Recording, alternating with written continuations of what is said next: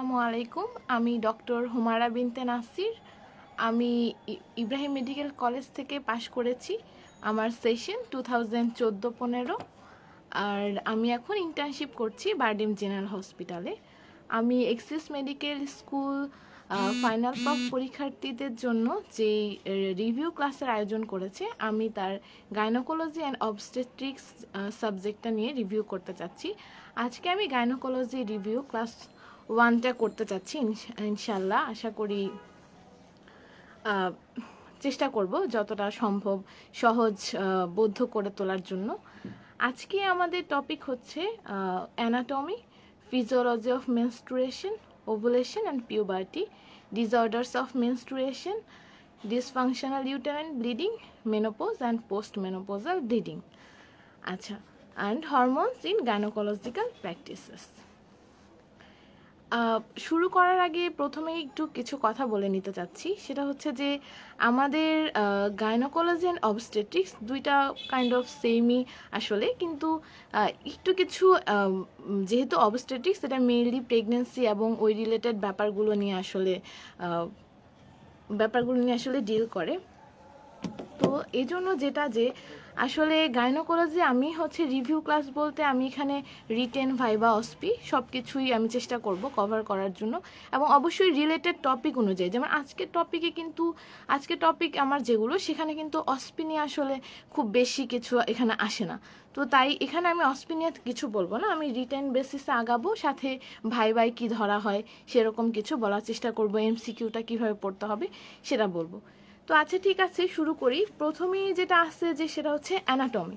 এখন অ্যানাটমির ক্ষেত্রে যেটা, অ্যানাটমিটা কিন্তু অবস্টেট্রিক্সেও আছে, গাইনিতেও আছে, কিন্তু মেইনলি গাইনোকোলজিতেই অ্যানাটমি থেকে কোয়েশ্চেন আসে, কিন্তু অবস থেকেও আসতে পারে। এখন আমি যদি গাইনির থেকে একবার পড়ি, আবার অবসের জন্য সেম জিনিস আরেকবার পড়ি, এতে করে অসুবিধা কি হয়, আমি যখন লিখবো আমার আসলে ভিজুয়ালাইজ করতে সমস্যা হবে। এই জন্য আমরা কি করব, ওইদিকে না যে আমরা চেষ্টা করব কি যে হচ্ছে একটা জায়গা থেকেই পড়ে সেটাকে আমরা কোরিলেট করব। যদি আর কোনো জায়গায় আমি ভালো কিছু পাই, আমি তাহলে দুটো একসাথে এনে সেটাকে মডিফাই করব, কিন্তু আলটিমেটলি আমি পড়বো একটা জায়গা থেকেই। তো তাহলে ঠিক আছে, শুরু করি। আচ্ছা, প্রথমেই যেটা আসে যে আমি যদি শুরু করি একদম নিচ থেকে, প্রথমে আসে আমার ভ্যাজাইনা। অ্যানাটমিতে ভ্যাজাইনা আসবে। এখন একটা কোয়েশ্চেন একবার এসেছিল, সাপোর্টস অফ ভ্যাজাইনা। তো সেটা যদি আমি, আর ভ্যাজাইনা থেকে আর কিছু খুব একটা ইম্পর্টেন্ট না, যেহেতু ফাইনাল রিভিউ করব অনেক টপিক, তো আমি যেগুলো খুব বেশি একটা লাগবে না আমি সেটা খুব বেশি আসলে বলবো না। আর যদি কেউ চাও নিজের ইন্টারেস্টে বাইরে থেকে পড়ে নিতে পারো, সেটা অসুবিধা নেই। আচ্ছা, তো সাপোর্টস অফ ভ্যাজাইনা এটা যদি আমি বলতে চাই, তাহলে যেটা হয় যে আমি প্রথমে এটাকে ভাগ করে নিব, ভ্যাজাইনাটাকে, যে আপার part, lower part, anterior and posterior. এভাবে ভাগ করে নিলে যেটা হয় যে হ্যাপহ্যাজার্ড হয় না, মনে রাখতেও সুবিধা হয় এবং এটা বেশি সুন্দর লাগে দেখতে। আচ্ছা, এখন আপার পার্টে যেটা ভ্যাজাইনা যদি আমি এরকম ধরি, আমি আসলে যেহেতু মানে মডেল আসলে কিছু নেই, সো এভাবেই দেখাতে হচ্ছে। আপার পার্টে যেটা হয় যে সাপোর্ট দিবে কে, সেটা হচ্ছে আমরা জানি একটা লিগামেন্ট আছে, ট্রান্সভার্স সার্ভাইকাল লিগামেন্ট, যেটা একটা নাম ম্যাকেনট লিগামেন্ট। সেটা দুই পাশ থেকে এসে লোয়ার কম্পোনেন্ট যেটা, সেটা ভ্যাজাইনার আপার পার্টটাকে সাপোর্ট দিচ্ছে। আর লোয়ার পার্টে সাপোর্ট দিচ্ছে লিভেটর অ্যানাই মাসেল ফাইবারগুলো, urogenital diaphragm and perineal muscles. আর অ্যান্টেরিয়র ভ্যাজাইনাল ওয়ালে পিউবো সার্ভাইকাল ফাসা, মানে সিম্ফাইসিস পিউবিস থেকে সার্ভিক্স পর্যন্ত এটা কন্টিনিউয়াস, সেজন্য এটা পিউবো সার্ভাইকাল ফাসা। আর পোস্টেরিয়র ভ্যাজাইনাল ওয়ালে এটা হচ্ছে রেক্টো ভ্যাজাইনালিস ফাসা এবং পেরিনিয়াল বডি দিয়ে সাপোর্টে থাকে। ভ্যাজাইনা থেকে আর তেমন কিছু দরকার নেই। এবার আমরা যাই ইউটেরাসে। আচ্ছা, খুব কমন একটা কোয়েশ্চেন যেটা, সেটা হচ্ছে যে পার্ট অফ ইউটেরাস, মানে এটা আসে পরীক্ষায়। আচ্ছা, এখন এইখানে এই কোয়েশ্চেনটা আসতে পারে যে write the part of uterus with diagram অথবা উইদাউট ডায়াগ্রাম। যেটাই আসুক তোমাকে কিন্তু ডায়াগ্রাম দিতেই হবে। কারণ কি, ডায়াগ্রাম দিলে আসলে দেখা যায় তুমি যে এতক্ষণ ডেসক্রাইব করলা, ওই একটা ডায়াগ্রাম দিয়েই কিন্তু অনেকটা কোয়েশ্চেনের আনসার হয়ে যায়। মানে টিচার যদি সময়ও না পায়, ওই ডায়াগ্রাম দেখে উনি বুঝে যাবে যে তুমি আসলে কতটুকু বুঝছো, তারপর জাস্ট লেখায় চোখ বোলালে অনেকটা সে বুঝতে পারবে। আচ্ছা, তো ইউটেরাসে এখন আমার আসছে কোয়েশ্চেন যে write the part of uterus. তো প্রথমে আমি ইউটেরাস নিয়ে একটা লাইন লিখবো। কি লিখবো সেটা আমি লিখতে পারি যে ইউটেরাস ইজ এ হলো পারিফর্ম মাস্কুলার অর্গান, এটা লিখে দিলা, আর কিছু না লিখলা। আচ্ছা, এখন হচ্ছে কারণ তোমার আর রিটেনে তোমার হচ্ছে লিখার এক সময় একটা জিনিস অবশ্যই মাথায় রাখতে হবে, সেটা হচ্ছে দেখতে হবে নাম্বার ডিস্ট্রিবিউশন কত। তুমি 2 মার্কের জন্য 5 মার্কে অ্যান্সার লিখলে তুমি দেখা যাবে পরে 2 মার্কের অনেকগুলো কোয়েশ্চেনই ছেড়ে দিতে হবে। এই জন্য একটু বুঝে আমার কত মার্কস আছে সেই অনুযায়ী লিখার চেষ্টা করলে এটা অনেক বেশি ভালো হয়। তুমি সবগুলোই মোটামুটি একটা ফ্লোতে লিখতে পারবা। আচ্ছা, এখন হচ্ছে তোমার পার্টস বলতে গেলে ইউটেরাসকে আমরা ভাগ করব কিভাবে, সেটা হচ্ছে বডি অর কর্পাস, ইসমাস এবং সবার শেষের পার্টটা হচ্ছে সার্ভিক্স। আচ্ছা, বডি অর কর্পাস এটাকে আমরা এরপর আচ্ছা পার্ট লিখলে এবার ছোট্ট ছোট্ট করে একটুখানি ডেসক্রাইব করলাম।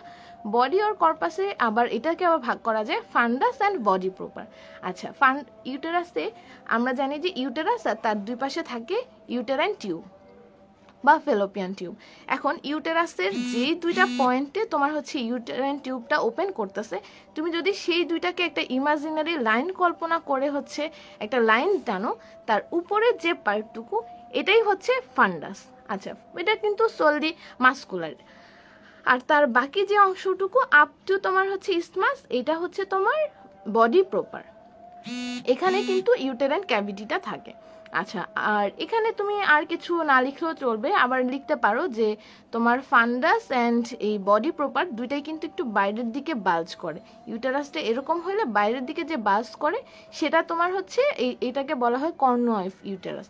কর্নুয়াটা আমি কেন বললাম সেটা আমি পরে আসলে জানবো যে কেন কর্নুয়াটা দরকার জানা। আচ্ছা, তারপরে আসতেছে পরের পার্টে ইসমাস। ইসমাস তোমার থাকতেছে, ইসমাস অ্যাবোভে লিমিটেড থাকতেছে বাই অ্যানাটমিক্যাল ইন্টারনালস এবং লোয়ারে লিমিটেড থাকতেছে বাই হিস্টোলজিক্যাল ইন্টারনালস। আর এটার লেন্থ হচ্ছে তোমার 2.5 সেন্টিমিটারের মতো।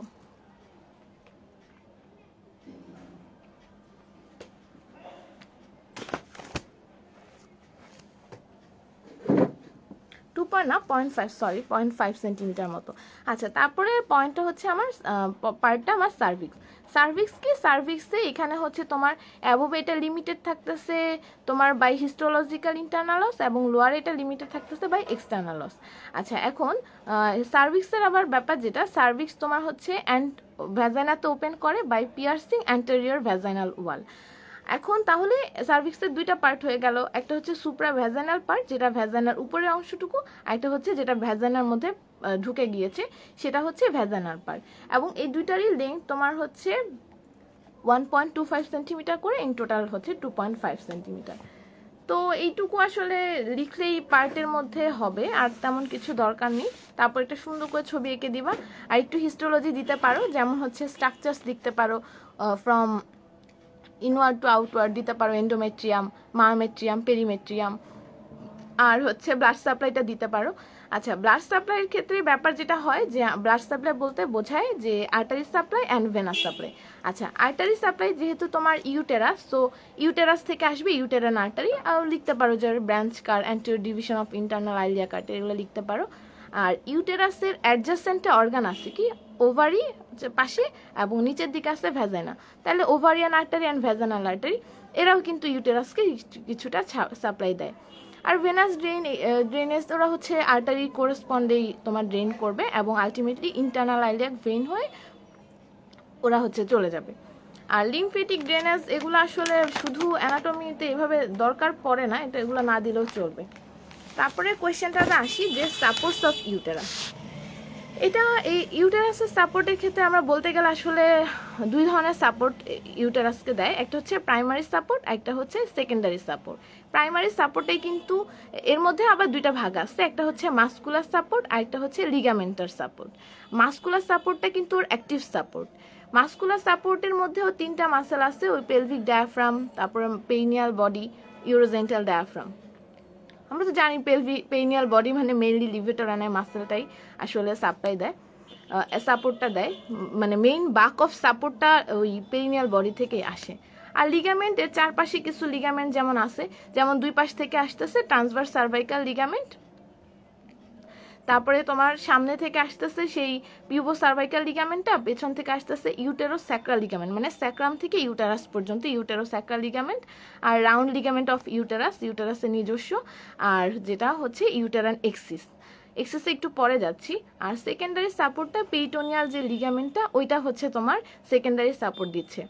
এর মধ্যে আছে হচ্ছে ব্রড লিগামেন্ট অ্যান্ড হচ্ছে ইউটেরাসের সামনের দিকে থাকবে তোমার uterovesical fold of peritoneum, মানে between uterus and urinary bladder. আর পেছন দিকে থাকবে হচ্ছে rectovaginal fold of peritoneum, মানে বিটুইন রেক্টাম অ্যান্ড ভ্যাজাইনা। আচ্ছা, একটু আগে বলে আসছিলাম ইউটেরান এক্সিসের কথা। ইউটেরান এক্সিসে তোমার হচ্ছে এখানে আসলে ওইটা cervix and vagina and body এগুলার এক্সিস নিয়ে আমরা আসলে ইউটেরাসের পজিশনটা দেখি। ইউটেরাসের পজিশন নর্মাল হচ্ছে অ্যান্টিভার্সন অ্যান্ড অ্যান্টিফ্লেকশন। এটা আমরা অ্যানাটমিতে যখন পড়েছিলাম ফার্স্ট ইয়ারে তখন পড়ে এসেছিলাম। এটা এখন একটু জেনে রাখলে ভালো, তবে এটা আসলে এভাবে আসে না কখনো। অ্যান্টিভার্সন যদি বলি, এটা হচ্ছে যে এটা দুইটাই কিন্তু একটা অ্যাঙ্গেল হিসাব করা হয়। অ্যান্টিভার্সন হচ্ছে তোমার long axis of cervix and long axis of ভ্যাজাইনার, এই দুইটার মাঝে যে অ্যাঙ্গেল সেটা হচ্ছে অ্যান্টিভার্সন। এটা সাধারণত একদম রাইট অ্যাঙ্গেলে থাকে 90 ডিগ্রি। আর অ্যান্টিফ্লেকশনটা হচ্ছে long axis of cervix and long axis of body, এই দুইটার যে অ্যাঙ্গেল মানে 120 ডিগ্রি, এটা হচ্ছে অ্যান্টিফ্লেকশন। তো নর্মালি ইউটেরাস থাকে অ্যান্টিভার্টেড অ্যান্ড অ্যান্টিফ্লেক্সড পজিশনে, কিন্তু অনেক সময় রেট্রোভার্টেড থাকে। ওগুলার কিছু ক্লিনিক্যাল ইম্পর্টেন্স আছে যে সেটা তোমরা আস্তে আস্তে পরে জানতে পারবা। আচ্ছা, এরপরে যে একটা কোয়েশ্চেন অনেক বেশি আসলে কমনলি এসেছে সেটা হচ্ছে যে ইউটেরাইন যে ডেভেলপমেন্টাল অ্যাবনর্মালিটিসগুলো। তো প্রথমে এর জন্য আমাদেরকে জানতে হবে মানে ইউটেরাসের ডেভেলপমেন্টটা কীভাবে হচ্ছে। আচ্ছা, ডেভেলপমেন্ট জানতে হলে আমরা জানি যে তোমার, আমি একটু প্রথম থেকে আসি। এমব্রায়োলজি আসলে আমাদের সবসময় খুব একটা কঠিন বিষয় ছিল মনে রাখার জন্য। যেটা হয় যে একটা ফিটাস যখন ডেভেলপ করে তো মোটামুটি 6 to 7 উইকসে যেটা হয় যে একটা, এটা আসলে আল্লাহ প্রদত্তই, যেটা হয় যে কারো কারো তোমার হচ্ছে ওয়াই ক্রোমোজোমে একটা সেক্স ডিটারমাইনিং রিজিয়ন ডেভেলপ করে, আবার কারো কারো করে না। আচ্ছা, যাদের করে না এরাই কিন্তু পরবর্তীতে ফিমেল হয়। কিভাবে ফিমেল হয়? ফার্স্টে sex determining region on Y chromosome develop করে না। না করাতে যেটা হয় যে ওদের অ্যান্টিমুলেরিয়ান হরমোন অ্যান্ড টেস্টোস্টেরনও থাকে না। না থাকাতে যেটা হয় যে ওদের একটা হচ্ছে মেজোনেফ্রিক ডাক, যেটা সেটা ওদের আস্তে আস্তে রিগ্রেস করে যায়, বা ওলফিয়ান ডাক যেটাই বলে। আর প্যারামেজোনেফ্রিক ডাক্ট অথবা মুলেরিয়ান ডাক্ট এটা ওদের ডেভেলপ করে, এবং এই প্যারামেজোনেফ্রিক বা মুলেরিয়ান ডাক্ট এটা থেকে আলটিমেটলি আমার ইন্টারনাল জেনিটালিয়া মোস্টলি ডেভেলপ করে। আচ্ছা, ইউটেরাসে যেটা হয় যে, আচ্ছা প্যারামেজোনেফ্রিক ডাক্ট এটা হচ্ছে দুই পাশে দুইটা থাকে। তো যেটা হয় যে দুই পাশ থেকে তোমার আর এইটার আবার 3টা পার্ট আছে, upper and lower vertical part and intermediate পার্টটা হচ্ছে হরাইজন্টাল। তো ওই ইন্টারমিডিয়েট হরাইজন্টাল পার্ট দুই পাশে দুইটা মুলেরিয়ান ডাকটা ফিউজ করে হচ্ছে ইউটেরাসটা তোমার ইউটেরাসের ফান্ডাস অ্যান্ড বডি ডেভেলপ করে। অ্যান্ড যেটা হচ্ছে সার্ভিক্স, সেটা হচ্ছে তোমার ওই যে লোয়ার ভার্টিক্যাল পার্ট দুই পাশে দুইটা প্যারামেজোনেফ্রিক ডাক্ট, সেই দুইটা ফিউজ করে সার্ভিক্সটা ডেভেলপ করে। এটুকু জানলে আসলে হয়, ডেভেলপমেন্টে আর কিছু লেখা দরকার নাই। এখন এখান থেকে আমরা যাব যে তাহলে অ্যাবনর্মালিটিসগুলি কি হতে পারে। যদি তুমি ডেভেলপমেন্ট পড়ে ওইভাবে চিন্তা করো তাহলে একটু মনে রাখা সহজ হয়।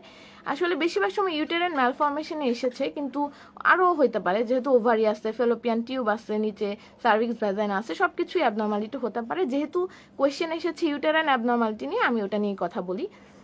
আচ্ছা, এখন দেখো তোমার ইউটেরাসটা তৈরি হলো, ডেভেলপ করলো। এমনও তো হতে পারে যে ইউটেরাসটা তৈরি হলো না, তখন কি হবে? তখন হবে ইউটেরাইন অ্যাজেনাসিস। আচ্ছা, তৈরি হলো কিন্তু অনেক ছোট্ট, একদম অল্প, তাহলে কি হবে? Uterine hypoplasia. আচ্ছা, এখন ওই যে আমি বলছিলাম যে প্রথমে ইউটেরাসের পার্ট পাওয়ার সময় যে কর্নুয়া, তো দুই পাশে দুইটা কর্নুয়া থাকে, যদি একটা না থাকে তাহলে কি হবে? যে ইউনিকর্নুয়েট ইউটেরাস। আচ্ছা, এটা কখন হবে? ধরো যদি এক পাশের মুলেরিয়ান ডাকটি ডেভেলপ করে, কোনো কারণে যদি আরেকটা মুলেরিয়ান ডাক ডেভেলপ না করলো, তখন তাহলে কি হবে? ওই একটা কর্নু, একটা ইউটেরাইন ক্যাভিটি, সব কিছু একটা একটা করেই হবে। আচ্ছা, গেল। তারপরে তোমার আসবে ইউটেরাইন ডাইডেলফিস। ডাইডেলফিস মানে কি? ডাইডেলফিস মানে ওই যে আমরা বললাম কি দুই পাশে দুইটা মুলেরিয়ান ডাক্ট ফিউজ করলো, এখানে ফিউজ করবে না। এই মুলেরিয়ান ডাক্ট রাইটটাও মনে করো এরকম আনফিউজ থাকলো, লেফটটাও আনফিউজ থাকলো, তাতে করে কি হবে? দেখা যাচ্ছে যে আলটিমেটলি আমার দুইটা তোমার বডি তৈরি হলো। কিন্তু আবার দেখা যায় যে ইন্টারমিডিয়েট যে হরাইজন্টাল পার্ট ছিল সেটা কিন্তু ফিউজ করেনি, কিন্তু লোয়ার যে ভার্টিক্যাল পার্ট ছিল সেটা ফিউজ করেছে। তাইলে দেখা যায় যে দুইটা ক্যাভিটি থাকে কিন্তু সার্ভিক্স কিন্তু একটাই থাকে। আচ্ছা, আরেকটা হইতে পারে যে বাইকর্নুয়েট ইউটেরাস। বাইকর্নুয়েট ইউটেরাসের ক্ষেত্রে আবার দুই রকম থাকে, একটা হচ্ছে ইউনিকলিস থাকে, একটা হচ্ছে বাইকলিস থাকে। তখন দেখা যায় যে ওদের বাইকলিসে যেটা হয় যে একদম মানে ডাইডেলফিসের মতোই অনেকটা, যে ওর হচ্ছে ক্যাভিটিও আলাদা থাকে এবং তোমার সার্ভিক্সও একটাই থাকে, যার যা সেম, মানে একটা ইউটেরাইন ক্যাভিটি তার সাথে সার্ভিক্স, আবার ওই পাশে একটা ক্যাভিটি তার সাথে সার্ভিক্স, ওরা আলটিমেটলি ভ্যাজাইনা দিয়ে একসাথে হয়। আর ইউনিকলিসের ক্ষেত্রে দেখা যায় যে ওরা আর মানে আলটিমেটলি তোমার ক্যাভিটি দুইটাই থাকে কিন্তু সার্ভিক্স একটাই হয়। আর আছে সেপ্টেট ইউটেরাস, তার মানে ওই যে তোমার ফিউজ হলো কিন্তু ফিউজ হওয়ার পরও মাঝখানে একটা সেপ্টাম থেকে যায়, এজন্য এটা সেপ্টেট ইউটেরাস। আর্কুয়েট ইউটেরাস মানে কি?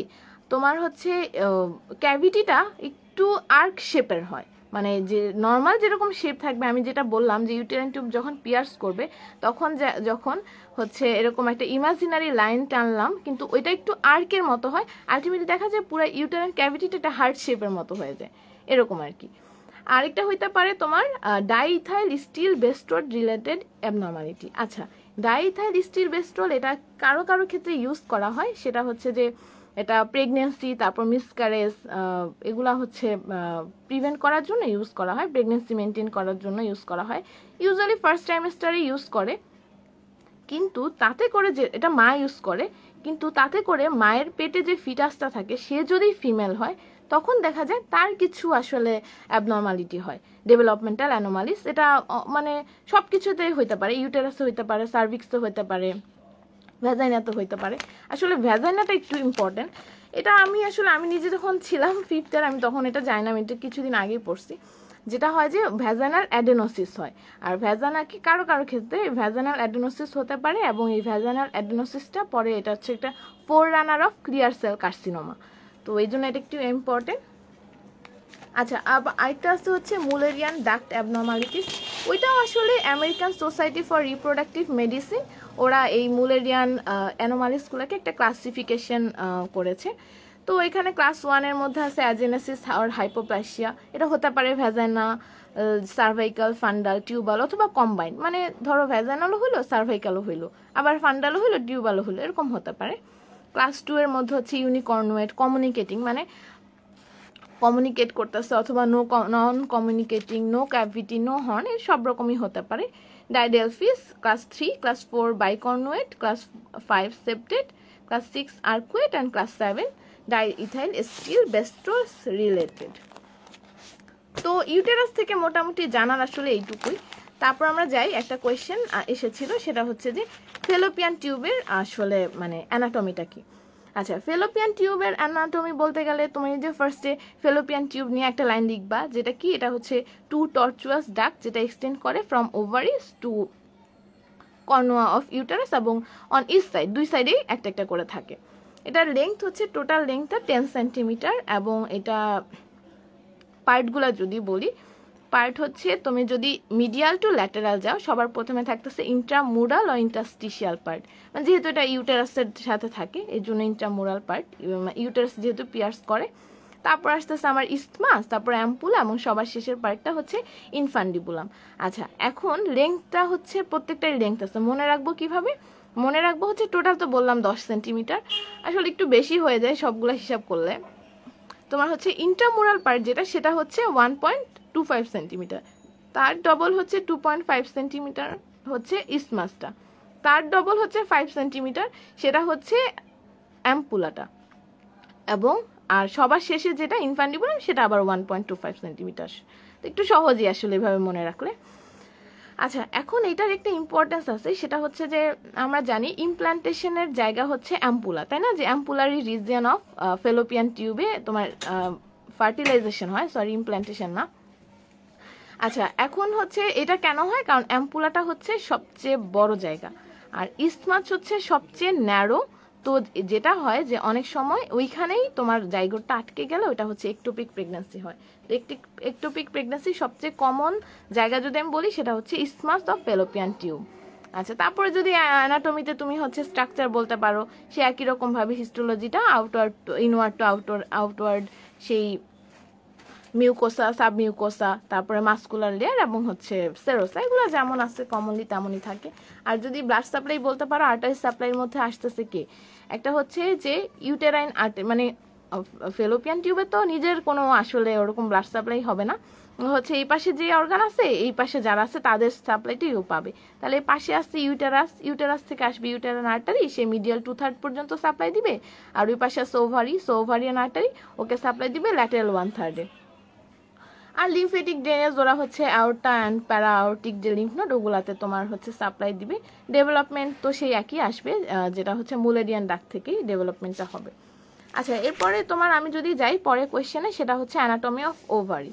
ওভারি এটা হচ্ছে একটা কমন কোয়েশ্চেন, যেটা যে কি কি হরমোন সিক্রেটেড হয় ফ্রম ওভারি। আচ্ছা, এখান থেকে আসবে তোমার যেটা হচ্ছে আমরা জানি আসে কি কি, ইস্ট্রোজেন। সবাই জানে যে ওভারির যে থিকা সেলগুলা সেখান থেকে তোমার আসে ইস্ট্রোজেন, আর আসবে প্রোজেস্টেরন, রিল্যাক্সিন অ্যান্ড ইনহিবিন। আর ফাংশনস অফ ওভারি যদি বলি, যে প্রথম ফাংশনটাই হচ্ছে যে ও প্রোডাকশন করবে উসাইড, আর মাত্র যেটা বললাম তার মানে হচ্ছে স্টেরয়েডোজেনেসিস অথবা হরমোন প্রোডাকশনটা। আর হচ্ছে আরেকটা কোয়েশ্চেন হচ্ছে যে sources of oestrogen in female, এটা তোমার কি, যে এটা হচ্ছে Graafian follicle, corpus luteum of ovary and placenta and adrenal cortex. অ্যাডেনাল কর্টেক্সে তোমার যেটা হয় যে অ্যারোম্যাটাইজেশন হয়ে তৈরি হয় কিছু পরিমাণ, মানে অ্যান্ড্রোজেন অ্যারোম্যাটাইজেশন হয়ে কিছু পরিমাণ তোমার ইস্ট্রোজেন তৈরি হয়। আচ্ছা, তারপরে তোমার একটা জিনিস আসে অনেক বেশি কমনলি, সেটা হচ্ছে গ্রাফিয়ান ফলিকল।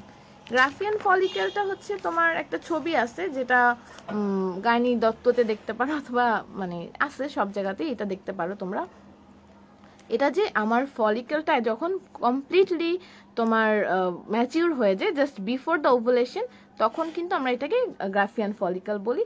এবং এটা হচ্ছে যেটা যে surrounded by fibrous theca externa, and তার ভিতরে যে লেয়ারটা থাকে সেটা থিকা ইন্টারনা, এবং এই লেয়ারটা হচ্ছে ভাস্কুলার।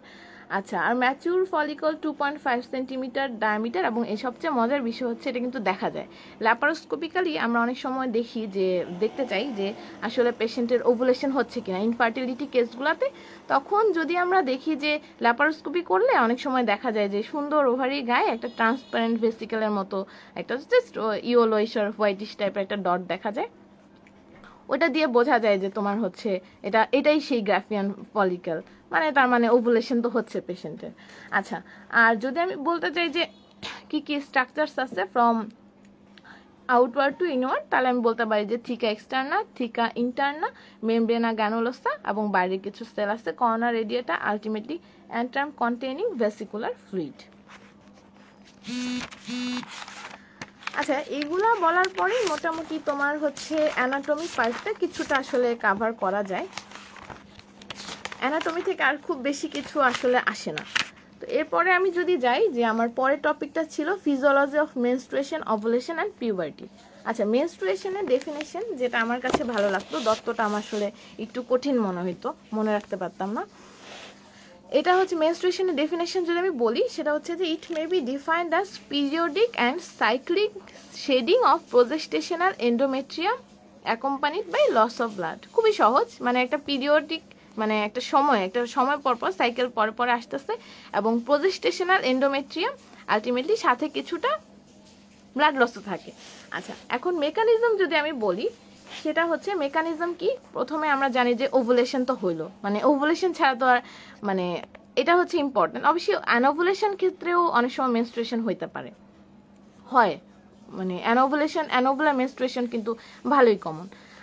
আচ্ছা ধরো আমি ওভুলেশন হইলো কিন্তু কোনো ফার্টিলাইজেশন এবং ইমপ্ল্যান্টেশন হলো না, মানে প্রেগনেন্সি হলো না, তখন কি হবে, আমার যে গ্রাফিয়ান ফলিকেল সে তো তোমার জাস্ট বের করে দিল উসাইডটাকে, করার পরে ওর নাম কিন্তু চেঞ্জ হয়ে যাবে, ওর নাম হয়ে যাবে কর্পাস লুটিয়াম। এবার সে কি করবে, এবার সে যেহেতু তার ভেতর থেকে একটা জিনিস বের হয়ে গেছে, তার স্পেস কমে গেছে, তখন সে ছোট হয়ে যাবে একটুখানি, তখন সে ছোট হয়ে যেতে থাকবে। আর আলটিমেটলি আমার যে উসাইটের সাথে যে ছিল থিকা ইন্টারনাল সেল বা এই সেলগুলাই কিন্তু আলটিমেটলি আমার প্রোজেস্টেরন ইস্ট্রোজেন রিলিজ করতো। এখন যেহেতু সে বের হয়ে গেছে, সেলগুলো আমার নেই, তাহলে তো তখন তোমার ওই প্রোজেস্টেরন ইস্ট্রোজেন অনেক কমে যাচ্ছে, থাকতেছে না। তো তাতে করে যেটা হচ্ছে এন্ডোমেট্রিয়ামের যে হরমোনাল সাপোর্ট ছিল সেটা আর থাকতেছে না। আচ্ছা, এখন আমরা জানি যে ইস্ট্রোজেন প্রোজেস্টেরন আমরা যখন একটু পরে দেখবো যে মেনস্ট্রুয়েশনের ফেজগুলা, তখন যেটা হইতো যে আমরা দেখবো যে কিভাবে ওরা আসলে থিকনেস বাড়ায়, আর অনেক কিছু কাজ আছে। এখন যখন হচ্ছে তোমার এই ইস্ট্রোজেন প্রোজেস্টেরন থাকবে না, তখন কিন্তু এন্ডোমেট্রিয়ামের থিকনেসটা কমে যাবে। আচ্ছা, এখন থিকনেস কমে যাবে, এটা একটা ব্যাপার। আরেকটা যেটা হয়, এন্ডোমেট্রিয়ামের যে লাইনিং সেলগুলো আছে, এই সেলগুলো কিন্তু তোমার প্রোস্টাগ্ল্যান্ডিন রিলিজ করে। প্রোস্টাগ্ল্যান্ডিনের কাজ হচ্ছে স্পাজম করা, ও মাসেলে স্পাজম করে, ব্লাড ভেসেলে স্পাজম করে। তো ও যেটা কি করবে, স্পাইরাল আর্টারি গুলা কনস্ট্রিকশন করবে বা স্পাজম করবে। আচ্ছা, এখন স্পাইরাল আর্টারি যেটা ইউটেরাসকে সাপ্লাই দেয়, এখন আমরা জানি যে ডিউরিং মেনস্ট্রুয়েশনের সময় যে লুটিয়াল ফেজটা আছে, সেই সময় তোমার যেটা হয় যে ইউটেরাসের যে লেয়ারগুলা এন্ডোমেট্রিয়ামটা, সেটা তিনটা ক্লিয়ার একটা মানে ক্লিয়ার তিনটা স্টেজে ভাগ হয়। কি কি? তোমার হচ্ছে প্রথম যে লেয়ারটা সেটা হচ্ছে স্ট্র্যাটাম কম্প্যাক্টাম, স্ট্র্যাটাম স্পঞ্জিওসাম এবং স্ট্র্যাটাম বেজালি। এখন এই কম্প্যাক্টাম আর স্পঞ্জিওসাম এগুলাকে বলা হয় ফাংশনালি, এবং সবার শেষে থাকে স্ট্র্যাটাম বেজালি লেয়ারটা। এখন যখন ওই স্পাইরাল আর্টারি কনস্ট্রিকশন হয়ে যায়, তখন তোমার এই কম্প্যাক্টাম এবং স্পঞ্জিওসাম এই লেয়ারগুলা ব্লাড সাপ্লাই পায় না। তো না পেলে তখন যেটা হয় যে ওরা আলটিমেটলি ইস্কেমিয়া হয়, ওখানে কিছু নেক্রোটিক ফোকাই ডেভেলপ করে, এবং ওই ছোট ছোট অনেকগুলো নেক্রোটিক ফোকাই আলটিমেটলি সবগুলো একসাথে হয়ে বড় একটা নেক্রোটিক ফোকাই তৈরি করে ব্লাড ভেসেলগুলোর ওয়ালে। আলটিমেটলি তারপর ব্লাড ভেসেলগুলো রাপচার করে এবং মেনস্ট্রুয়াল ব্লাড, মানে ওখান থেকে ব্লাড বের হয়ে আসে, এবং এইভাবেই মেনস্ট্রুয়াল ব্লাড যে এইটা ইনিশিয়েট হয়। আলটিমেটলি তোমার হচ্ছে ওই সেই নেক্রোটিক যে ফাংশনাল লেয়ারটা, ওইটা পুরাপুরি তখন শেড আউট হওয়া শুরু করে। এবং তারপরে এই যে অনেক সময়, মানে মোটামুটি সবসময় মেনস্ট্রুয়েশনের সময় একটু হচ্ছে পেইন হয়, সেটা ডিসমেনোরিয়া না হোক, কিন্তু একটু পেইন সবারই হয়, সেটা কিন্তু এই প্রোস্টাগ্ল্যান্ডিন যে কনস্ট্রিকশন করতেছে সেটার জন্য। আচ্ছা, আবার এটা কিন্তু ইম্পর্টেন্সও আছে, এই কনস্ট্রিকশনের জন্যই কিন্তু আবার আলটিমেটলি ব্লিডিংটা বন্ধও হয়ে যায়, না হলে সবসময় চলতেই থাকতো। আচ্ছা, এখন হচ্ছে আমার মোস্ট যে ইম্পর্টেন্ট কোয়েশ্চেন, তোমরা কোয়েশ্চেন ব্যাংক খুঁজলে মানে দেখবা যে শুধু এক কোয়েশ্চেন দিয়ে ভরা, সেটা হচ্ছে ফেজেস অফ মেনস্ট্রুয়েশন, বা বিভিন্নভাবে ঘোরায় ফিরে আসে, অথবা যে কোনো একটা ফেজ ডেসক্রাইব করতে বলে, যে ফলিকুলার ফেজ ডেসক্রাইব করো, সিক্রেটারি ফেজ ডেসক্রাইব করো, এরকম আর কি। আচ্ছা, তাহলে আমরা হচ্ছে মোটামুটিভাবে মেনস্ট্রুয়েশনকে তিনটা ফেজে ভাগ করতে পারি। একটা হচ্ছে প্রথম যেটা আমরা বলি যে প্রলিফারেটিভ ফেজ, অথবা এটা সিনোনিম আছে, যেমন হচ্ছে ইস্ট্রোজেন ফেজ, তারপর হচ্ছে ফলিকুলার ফেজ, অথবা pre ovulatory phase. Pre ovulatory বললাম কারণ জাস্ট ওভুলেশনের আগে এটা হচ্ছে সেজন্য। আর সিক্রেটারি ফেজ যেটা হচ্ছে প্রজেস্টেশনাল ফেজ অথবা লুটিয়াল ফেজ, অ্যান্ড লাস্টলি যেটা আমার মেইন আসলে মেনস্ট্রুয়াল ফেজ। আচ্ছা, প্রলিফারেটিভ ফেজ নিয়ে যদি বলি, আমি সিনোনিমের মধ্যে কিন্তু অলরেডি একটু বলে ফেলেছি যে ইস্ট্রোজেন ফেজ, তার মানে কি ইস্ট্রোজেনের প্রভাব আছে এই ফেজে। আবার আমি বললাম যে এটা একটা সিনোনিম আছে ফলিকুলার ফেজ, তার মানে কি এখানে ফলিকুলের মধ্যে কিছু একটা ব্যাপার হয়। কি ব্যাপার হয় সেটা আবার শুনি। প্রথমে আমি জানবো যেটা যে ডিউরেশন কতটুকু, প্রত্যেকটা কিন্তু ডিউরেশন আছে। টোটাল যদি আমার সাইকেলটা হয় 28 ডেজের, তাহলে এখানে প্রলিফারেটিভ ফেজে আমার টোটাল ডিউরেশন থাকে 10 দিন, সেটা হচ্ছে 5 to 14 ডেজ। আচ্ছা, এখন তোমার যেটা এই ফেজে তোমার হচ্ছে ইস্ট্রোজেনটাই মেইন রোল প্লে করে। ইস্ট্রোজেনটা আসতেছে কোত্থেকে, সেটা হচ্ছে ওই ওভারি থেকে আসতেছে। এখানে যেটা হয় যে প্রলিফারেশন হয় stroma cells and epithelial cells. মানে কি, আচ্ছা আমরা যদি ধরে নেই প্রলিফারেটিভ ফেজ, তার আগে জাস্ট আগে কি হইলো, মেনস্ট্রুয়েশন হইলো, তো আমার এন্ডোমেট্রিয়াম শুধু ওই বেজালি ছাড়া আর বাকিটা তো শেড আউটই হয়ে গেল, তাইলে ক্ষত বিক্ষত এন্ডোমেট্রিয়াম বলা যায়। তো সেটাকে সে কিন্তু রিস্টোর করতেছে, আস্তে আস্তে চেষ্টা করতেছে আবার তাকে মানে আগের অবস্থায় ফিরিয়ে নেওয়ার জন্য। তো এই জন্য সে প্রলিফারেশন করতেছে, স্ট্র্যাটাম বেজালি থেকে বাকি যেগুলো আছে সেগুলোকে সে প্রলিফারেট করতেছে। তো করলে কি হবে, আলটিমেটলি এন্ডোমেট্রিয়ামের থিকনেস বাড়বে। এখানে এই স্টেজে 2 to 3 মিলিমিটার থিকনেস বাড়ে। Endometrium gland, endometrium blood vessels এগুলারও গ্রো করায় সে। আচ্ছা, এবার ইস্ট্রোজেনের প্রভাবে হয় এগুলো। তারপরের ফেজটা আসতেছে সিক্রেটারি ফেজ। এইটার তোমার ডিউরেশন হচ্ছে 14 দিন, মানে 15th to 28th ডে। এখানে তোমার হরমোন মেইনলি প্রোজেস্টেরনই, বাট একটু ইস্ট্রোজেনও আসে। কোত্থেকে আসে? আসে ওই যে ওভুলেশন থেকে। ওভুলেশন তো 5 to 14 ডেজের মধ্যে তো 14 নাম্বার দিনে ওভুলেশন হয়ে গেল।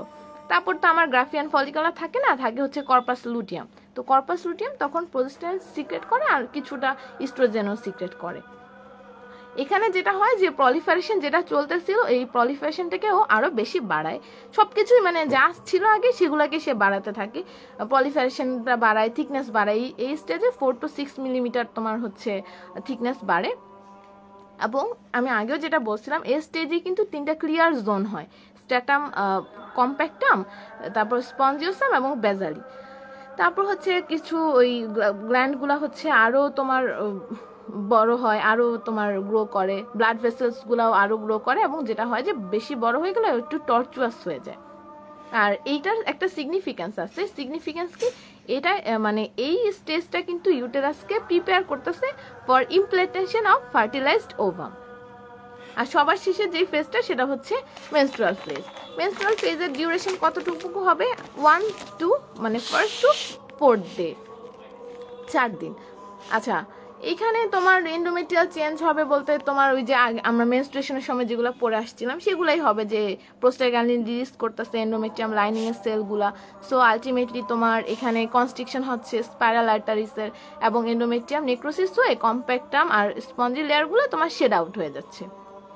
এবং আবার হচ্ছে তোমার যে স্পাইরাল আর্টারিগুলি যে নেক্রোটিক ফোকাই সেটা যে রাপচার হয়ে গেল, সেজন্য ব্লিডিং হচ্ছে, আবার ওরাই কনস্ট্রিক্ট করে আমার ব্লিডিংটাকে বন্ধ করে দিচ্ছে। তো এই ছিল ওভারঅল মেনস্ট্রুয়েশন। তুমি এইটুকু যদি পড়ে ফেলো দেখা যাবে যে আর খুব বেশি কিছু আসলে একটু বুঝে পড়লে মনে রাখা খুব কঠিন না, কারণ এই সেম জিনিস কিন্তু আমরা আগেও পড়ে আসছি অ্যানাটমিতে। আচ্ছা, এরপরে তোমার যেটা আসতেছে সেটা হচ্ছে ওভুলেশন।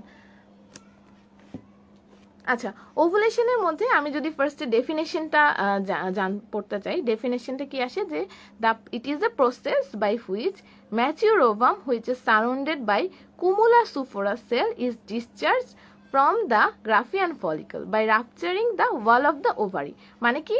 এটা একটা প্রসেস, যে প্রসেসে ওভামটা এতক্ষণে কিন্তু ম্যাচিউর হয়েছে, ম্যাচিউর হয়ে এবং সে চারপাশে কুমুলাসুফোরাস নামে এক ধরনের সেল দিয়ে সে সারাউন্ড থাকতেছে, এবং ওরা কি করতেছে গ্রাফিয়ান ফলিকল থেকে বের হচ্ছে, এবং সেটা কি করতেছে আলটিমেটলি ওভারি যে ওয়াল সেটাকে রাপচার করে বের হচ্ছে।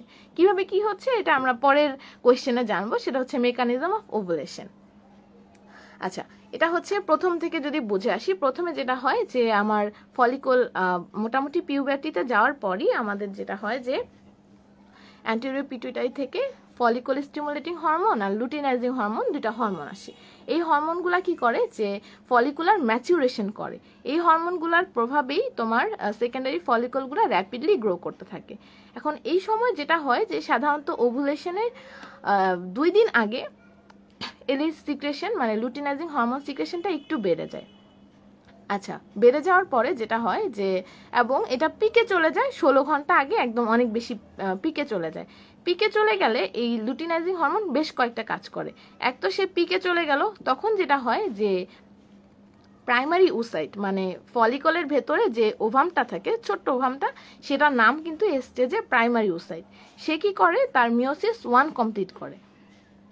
এটা একটা কাজ। আরেকটা যেটা হচ্ছে যে এই লুটিনাইজিং হরমোন কি করে যে প্রোজেস্টেরন সিক্রেশনটা বাড়ায়। প্রোজেস্টেরন কি করে? ফলিকলের মধ্যে ব্লাড সাপ্লাইটা বাড়িয়ে দেয়, ফলিকুলার হাইপারেমিয়া করে। সেজন্য যেটা হয় যে ওভারির মানে ওয়ালে, ওভারির সারফেসে ফলিকলটা যখন ব্লাড সাপ্লাই বেড়ে যায় সে একটু বাল্জ করে। আচ্ছা, এখন যখন সে নর্মাল ছিল, সে যখন একটু বাল্জ করে তখন যেটা হয় যে তার ব্লাড সাপ্লাইটা একদম সেন্টার পর্যন্ত যেতে পারে না, একটু ইনসাফিসিয়েন্ট হয়ে যায়।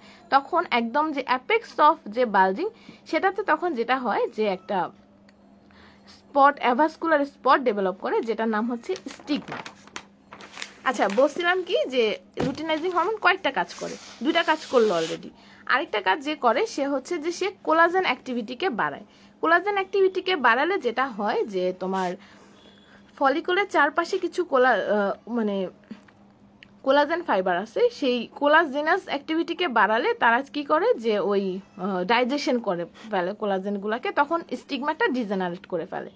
আবার কি করে এলএইচ সার্জের জন্য তোমার প্রোস্টাগ্ল্যান্ডিন লেভেলটা বেড়ে যায়। প্রোস্টাগ্ল্যান্ডিন লেভেল বেলে আমরা বললাম যে সে স্পাজম করে, মাসেলের করে, ব্লাড ভেসেলের করে, এখানে সে মাসেলের স্পাজম করে। সো লোকাল মাস্কুলার একটা কন্ট্রাকশন সে করে ওভারিয়ান ওয়ালের চারপাশে, করলে যেটা হয় ওভারিয়ান ওয়াল থেকে কন্ট্রাকশন করতে করতে আলটিমেটলি তোমার ওই যে ছোট্ট যে উসাইডটা সেটাকে সে জাস্ট এক্সট্রুড করে দেয়, মানে ওভারিয়ান ওয়াল থেকে সে জাস্ট বের করে দেয় ওই ছোট্ট উসাইডটাকে। তো আলটিমেটলি এটাই তো ওভুলেশন, তাই না, যে বের হয়ে যাচ্ছে ওভারি ওয়াল থেকে। তাহলে এটা হচ্ছে মানে ছিল ওভুলেশন। আচ্ছা, এখন যেটা হয় যে অনেক সময় এই এলএইচ সার্চটা যদি না হয়, এলএইচ সার্চ না হলে কিন্তু ওভুলেশন হবে না, ঠিক আছে। আচ্ছা, আরেকটা কোয়েশ্চেন যেটা আসে সেটা হচ্ছে যে কর্পাস লুটিয়াম। কর্পাস লুটিয়াম যদি আমরা তো বলছিলাম যে কর্পাস লুটিয়াম কি, সেটা হচ্ছে যে আমার যে গ্রাফিয়ান ফলিকল তার ভিতরে ছিল উসাইট, সে সেটা বের করে দিয়েছে। এখন তার নাম কি? এখন তার নাম চেঞ্জ হয়ে গেছে, তার নাম হচ্ছে এখন কর্পাস লুটিয়াম। আচ্ছা, কর্পাস লুটিয়াম যেটা, যে এখন এই কর্পাস লুটিয়াম যেহেতু উসাইড বের হয়ে গেছে, তার ভিতরে একটু স্পেস তৈরি হয়ে গেছে, এখন সে কি করবে, একটু কোলাপস করে যায়, একটু ছোট হয়ে যায় এবং তার ভিতরে সেটা ফোল্ড করে ফেলে। আচ্ছা, কর্পাস লুটিয়ামের মধ্যে আর কিছু তো চলেই গেছে, গ্র্যানুলোসাস সেল আর কিছু আছে। এই remaining granulosa cells and theca cells এরা কি করে, একটু বড় হয়ে যায়, সাইজে এনলার্জ হয় এবং কি হয় তখন এদের শেপ চেঞ্জ হয়ে যায়, এরা হচ্ছে পলিহেড্রাল হয়ে যায়। এবং ওরা যেটা হয় যে ভেতরে একটা লিপিড ইনক্লুশন তৈরি হয়, এবং এই লিপিড ইনক্লুশন মানে আমরা জানি লিপিড মানে একটু ইয়েলোইশ একটা অ্যাপিয়ারেন্স দিয়ে ফেলে। আর যে থিকা ইন্টারনার মধ্যে যে ব্লাড ভেসেল ছিল সেটা যেটা করে কর্পাস লুটিয়ামের ভেতরে ইনভেট করে এবং কর্পাস লুটিয়ামকে ব্লাড সাপ্লাই দেয়। এখন কর্পাস লুটিয়ামের যদি একটা শর্ট নোট আসে, তুমি জাস্ট এইটুকু কথা লিখলে তো হবে না, একটা টাইপস দিতে পারো যে কর্পাস লুটিয়াম দুই টাইপসের হতে পারে, একটা হচ্ছে কর্পাস লুটিয়াম অফ মেনস্ট্রুয়েশন, আর একটা হচ্ছে কর্পাস লুটিয়াম অফ প্রেগন্যান্সি। যদি ওভাম ফার্টিলাইজ না হয় তখন যেটা হয় কর্পাস লুটিয়ামটা 14 দিন পারসিস্ট করে, এবং এই সময় এটা হচ্ছে প্রোজেস্টেরন সিক্রেট করে, এবং আলটিমেটলি এটা এত বেশি বড় হয় না, এটা একটু ছোট থাকে। আর যদি ফার্টিলাইজেশন হয় তাহলে যেটা হয় এই কর্পাস লুটিয়ামটা, আমরা জানি প্লাসেন্টা তৈরি হতে 3 মাস সময় লাগে, তো এই 3 মাসের সময় প্রেগন্যান্সি মেনটেন করার কাজ কিন্তু এই কর্পাস লুটিয়াম অফ প্রেগন্যান্সি। সে কি করে, সে হচ্ছে কিছু হরমোন রিলিজ করে এবং টেম্পোরারি এন্ডোক্রাইন গ্ল্যান্ড হিসাবে প্রেগন্যান্সিটাকে মেনটেন করে। আচ্ছা, ওভুলেশন থেকে এইটুকু জানলেই হবে। ওভুলেশনের মধ্যে আরও কোয়েশ্চেন আছে, দেখবা যে ওভুলেশন ইন্ডাকশন ড্রাগ এবং ওভুলেশন ইন্ডাকশন সাইন, কিভাবে ওভুলেশন হচ্ছে ডায়াগনোসিস, এই সব কিছু কোয়েশ্চেন আসে, কমনলি আসে। কিন্তু এটা আমি হচ্ছে পরে যখন ইনফার্টিলিটি রিভিউ ক্লাস করব আমি এটা তখন ওইখানে হচ্ছে বলবো, এখন আমি এটা এখানে বলতে চাচ্ছি না। অ্যানোভুলেশনের কজ সেগুলো আমি ওই ইনফার্টিলিটির সাথে একবারে বলে ফেলবো। আচ্ছা, এরপরে যে একটা পয়েন্ট মানে টপিক আসে সেটা হচ্ছে যেটা কি হইলো, আমার মেনস্ট্রুয়েশনও হইলো, ওভুলেশনও হইলো, তাহলে এখন কি লাগবে, ফার্টিলাইজেশন লাগবে। ফার্টিলাইজেশন তো আমরা জানি সবাই, যেটা খুবই ইজি একটা definition. Fertilisation it is the process of fusion of spermatozoa and mature ovum. তারপরে যে কোয়েশ্চেন আসে স্টেপস অফ বা ফেজেস অফ ফার্টিলাইজেশন, এটা কিন্তু আমাদের সময়ও আমি যখন দিলাম পরীক্ষা গত ডিসেম্বরে তখনই কিন্তু এই কোয়েশ্চেনটা এসেছিল। এটা একটা কাজ করতে পারো, যদি আমার পরীক্ষা হলে কিছু মনে ছিল না, আমি জাস্ট কোনোভাবে ফেজ লিখেই মানে উদ্ধার হয়ে গেছি, তোমরা জাস্ট ছোটো একটা ছবি দিয়ে দিতে পারো। আচ্ছা, ফেজেস অফ মেনস্ট্রুয়েশন এটা হচ্ছে মানে ফেজেস অফ ফার্টিলাইজেশন, এটা জাস্ট ধাপে ধাপে একটু মনে রাখার চেষ্টা করবা, তাহলে সোজা হবে মনে রাখাটা। প্রথমে দেখো যে বাইরে থেকে আমার স্পাম ধরো ঢুকলো, তো সেটাকে ট্রান্সপোর্ট করব, আবার ওইখানে ওভারি থেকে ওভামটা রিলিজ হলো, সেটাকে আমার হচ্ছে ট্রান্সপোর্ট করতে হবে। তাহলে কি হলো, ট্রান্সপোর্ট অফ স্পার্মাটোজা একটা ফেজ, আর একটা হচ্ছে ট্রান্সপোর্ট অফ ওভাম। আচ্ছা, দুইটা আসলো, এসে মিললো ধরো অ্যাম্পুলাতে, আমি নর্মাল সাইডটাতেই বলি যে দুইটা হচ্ছে contact and fusion of spermatozoa and ovum বা গ্যামেট একবারে বললে হয়ে যায়। আচ্ছা, তারপর যেটা হইতেছে সবার বাইরে যে ওভামের গায়ে যে ব্যারিয়ার আছে সেই ব্যারিয়ারটা পেনিট্রেশন হচ্ছে আলটিমেটলি, তারপরে সে আরও ভিতরে ঢুকতেছে স্পার্মটা, তাহলে পেনিট্রেশন অফ কর্নার এরিয়াটা, তারপরে আসতেছে পেনিট্রেশন অফ জোনা পেলুসিডা। এরপরে শুধু তোমার যে সেল মেমব্রেন থাকে, তাহলে fusion of cell membranes of oocyte and fusion with cell membrane of sperm. তারপর যেটা হয় যে জাস্ট 2 সেলের মধ্যে, আচ্ছা ওরা তো একদম মিলে গেল, সেল মেমব্রেনগুলো জাস্ট মিলে গেল, এবার 2 সেলের ভেতরে কাজ হবে।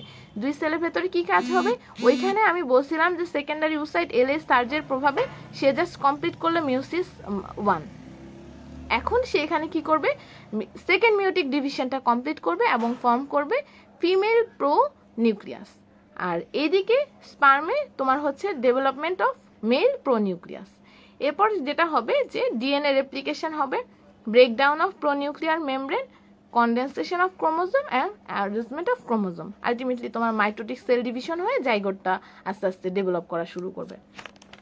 তারপরে সে হচ্ছে আরও তোমার গড়ায় গড়ায় যাবে, আলটিমেটলি ইমপ্ল্যান্টেশন হবে, ওটা যেরকম সেভাবেই হবে।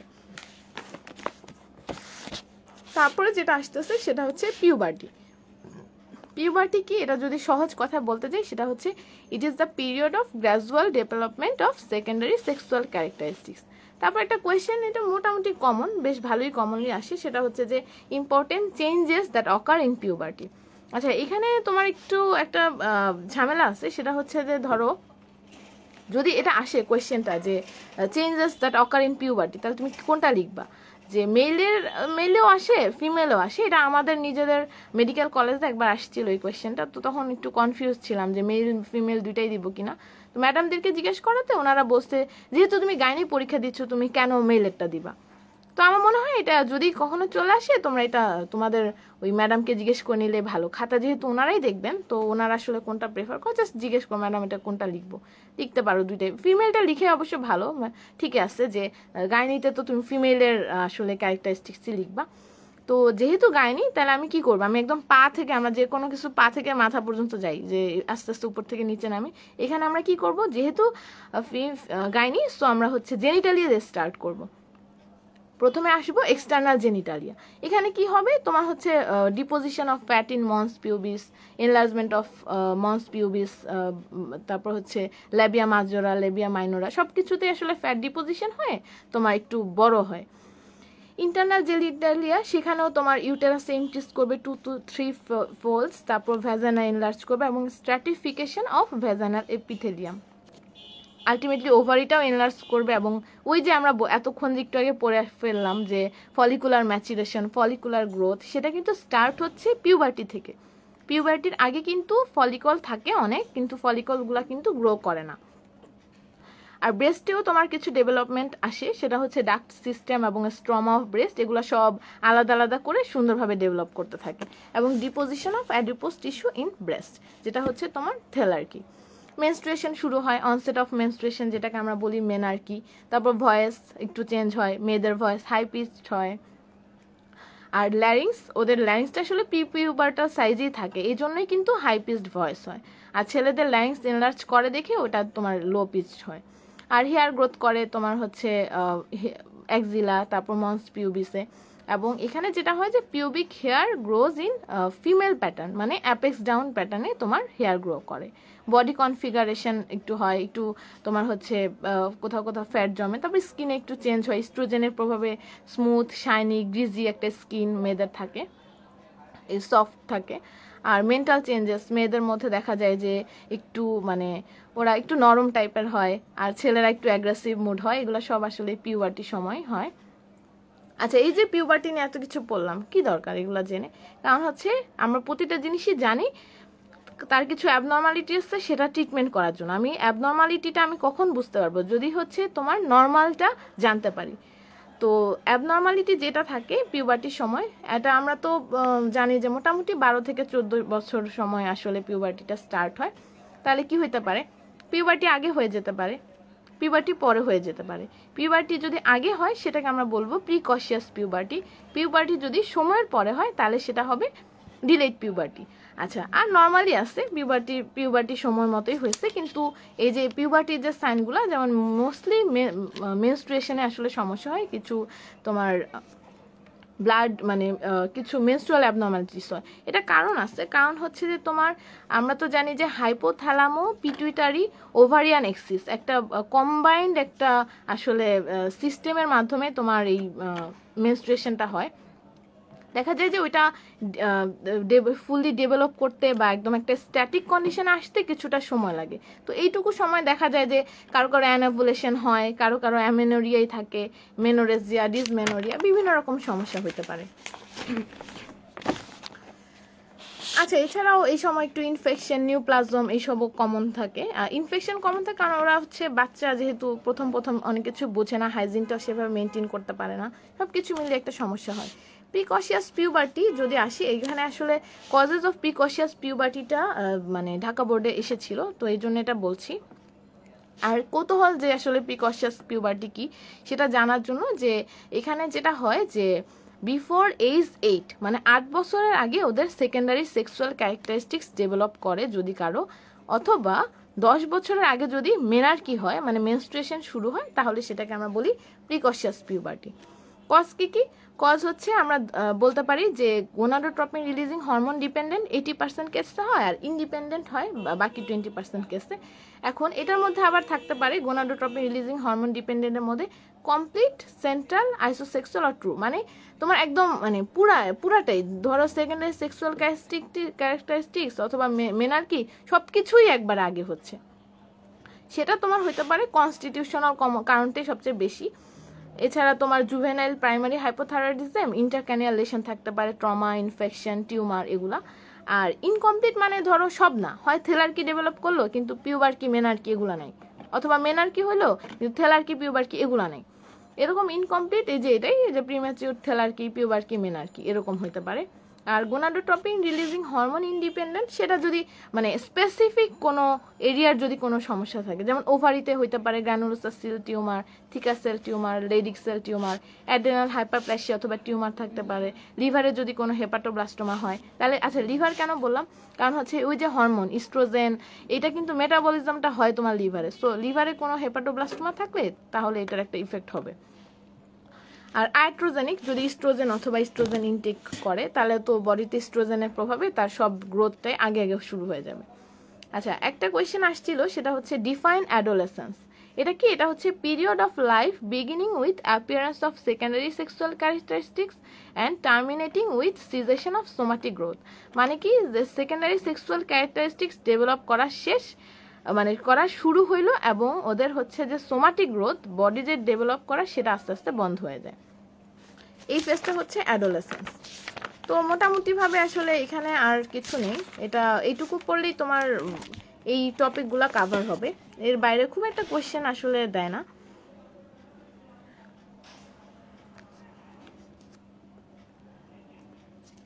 আচ্ছা, তারপরে আমার টপিক ছিল ডিসঅর্ডারস অফ মেনস্ট্রুয়েশন। মেনস্ট্রুয়েশন পড়লাম, এবার তাহলে একটু মেনস্ট্রুয়েশন থেকে কি কি ডিসঅর্ডার হতে পারে সেটা যদি আমরা জেনে নিই।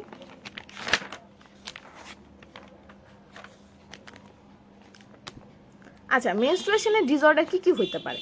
একটা হইতে পারে যে ব্লিডিং হচ্ছে, হয় ব্লিডিং অনেক বেশি হবে, অথবা ব্লিডিং অনেক কম হবে, অথবা ব্লিডিং অনেক বেশি দিন ধরে হবে, অথবা ব্লিডিং অনেক কম দিন ধরে হবে, এগুলাই তো।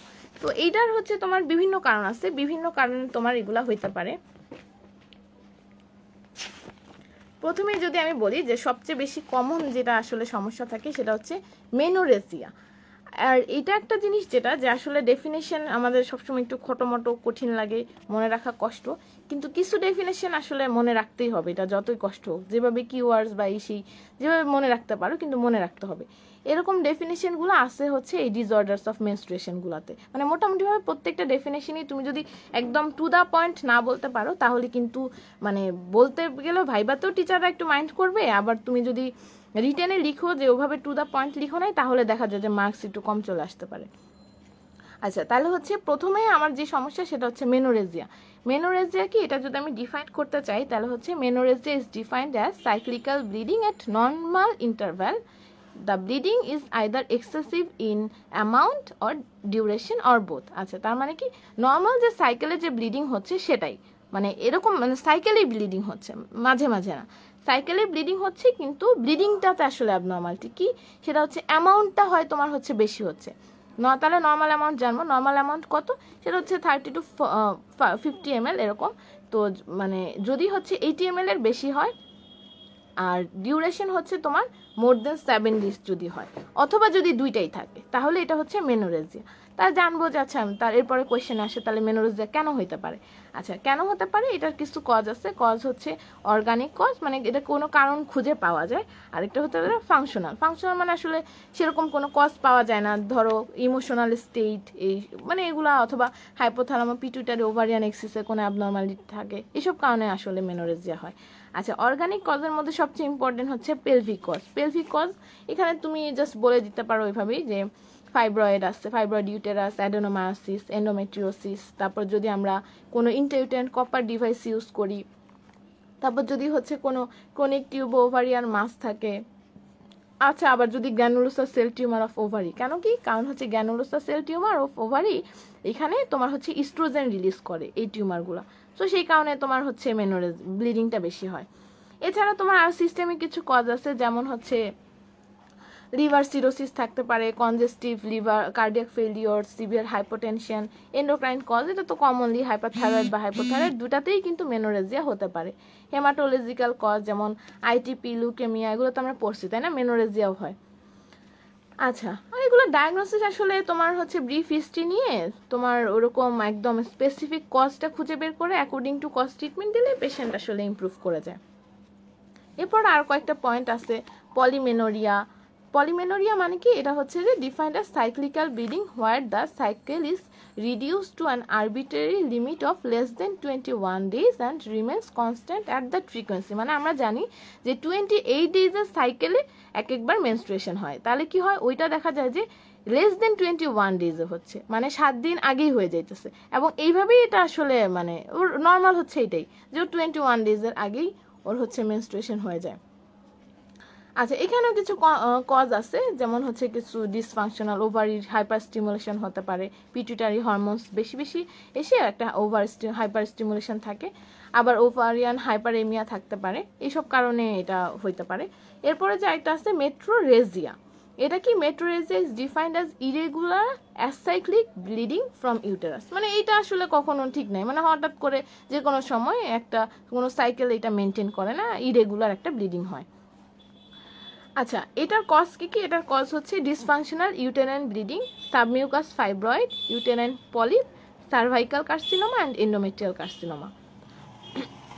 আরেকটা যেটা আছে সেটা হচ্ছে causes of contact bleeding. Contact bleeding মানে কি, জাস্ট টাচ, মানে নাম শুনেই বোঝা যাচ্ছে টাচ লাগলে ব্লিডিং হয়, তাহলে এটা আসলে মেইনলি কন্ট্যাক্ট ব্লিডিং বলা যায়, বা তোমার হচ্ছে ইন্টারকোর্সের সময় আসলে এই ব্লিডিংগুলো হয়।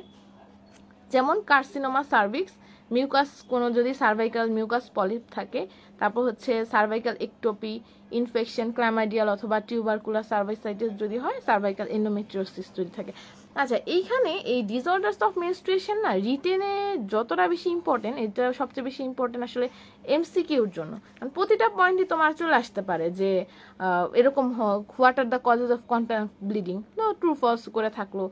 তো এটা একটু এই জন্য একটু আসলে মনে রাখতে হবে, এত বেশি কঠিন না, জাস্ট তুমি একটু চিন্তা করে বুঝে পড়লেই মনে রাখতে পারবে। যেমন এই কন্ট্যাক্ট ব্লিডিং এর ক্ষেত্রে যেহেতু এটা ইন্টারকোর্সের সময় ব্লিডিং হবে, তাহলে তোমার মনে রাখতে হবে যে এটা ক্যাভিটির ভিতরে এমন কিছু। ফাইব্রয়েড ইউটেরাস তো আসলে আরো আছে, কিন্তু সাবসেরাস ফাইব্রয়েডে তোমার কন্ট্যাক্ট ব্লিডিং হবে না, কারণ ওটা হচ্ছে পেরিটোনিয়ামের দিকে থাকবে ফাইব্রয়েড, তাহলে ওইটাতে কি তোমার কন্ট্যাক্ট হওয়ার কোনো সম্ভাবনা আছে? টাচ লাগার তো কোনো সম্ভাবনা নাই, এভাবে জাস্ট মনে রাখবা। অলিগোমেনোরিয়া, এটা মানে হচ্ছে যে menstrual bleeding occurring more than 35 days apart, মানে এটা জাস্ট পলিমেনোরিয়ার অপোজিট। পলিমেনোরিয়াটা ছিল যদি 21 দিনের কমে ব্লিডিংটা হয়, আর যদি 35 দিনের বেশিতে তোমার ব্লিডিং হয় তাহলে ওইটা হচ্ছে তোমার অলিগোমেনোরিয়া। আর হাইপোমেনোরিয়া মানে হচ্ছে যে মেনস্ট্রুয়াল ব্লিডিং অনেক বেশি কম এবং এটা হচ্ছে জাস্ট 2 দিনেরও কম লাস্ট করে, তাহলে সেই ক্ষেত্রে আমরা ওটাকে হচ্ছে অলিগোমেনোরিয়া বলি।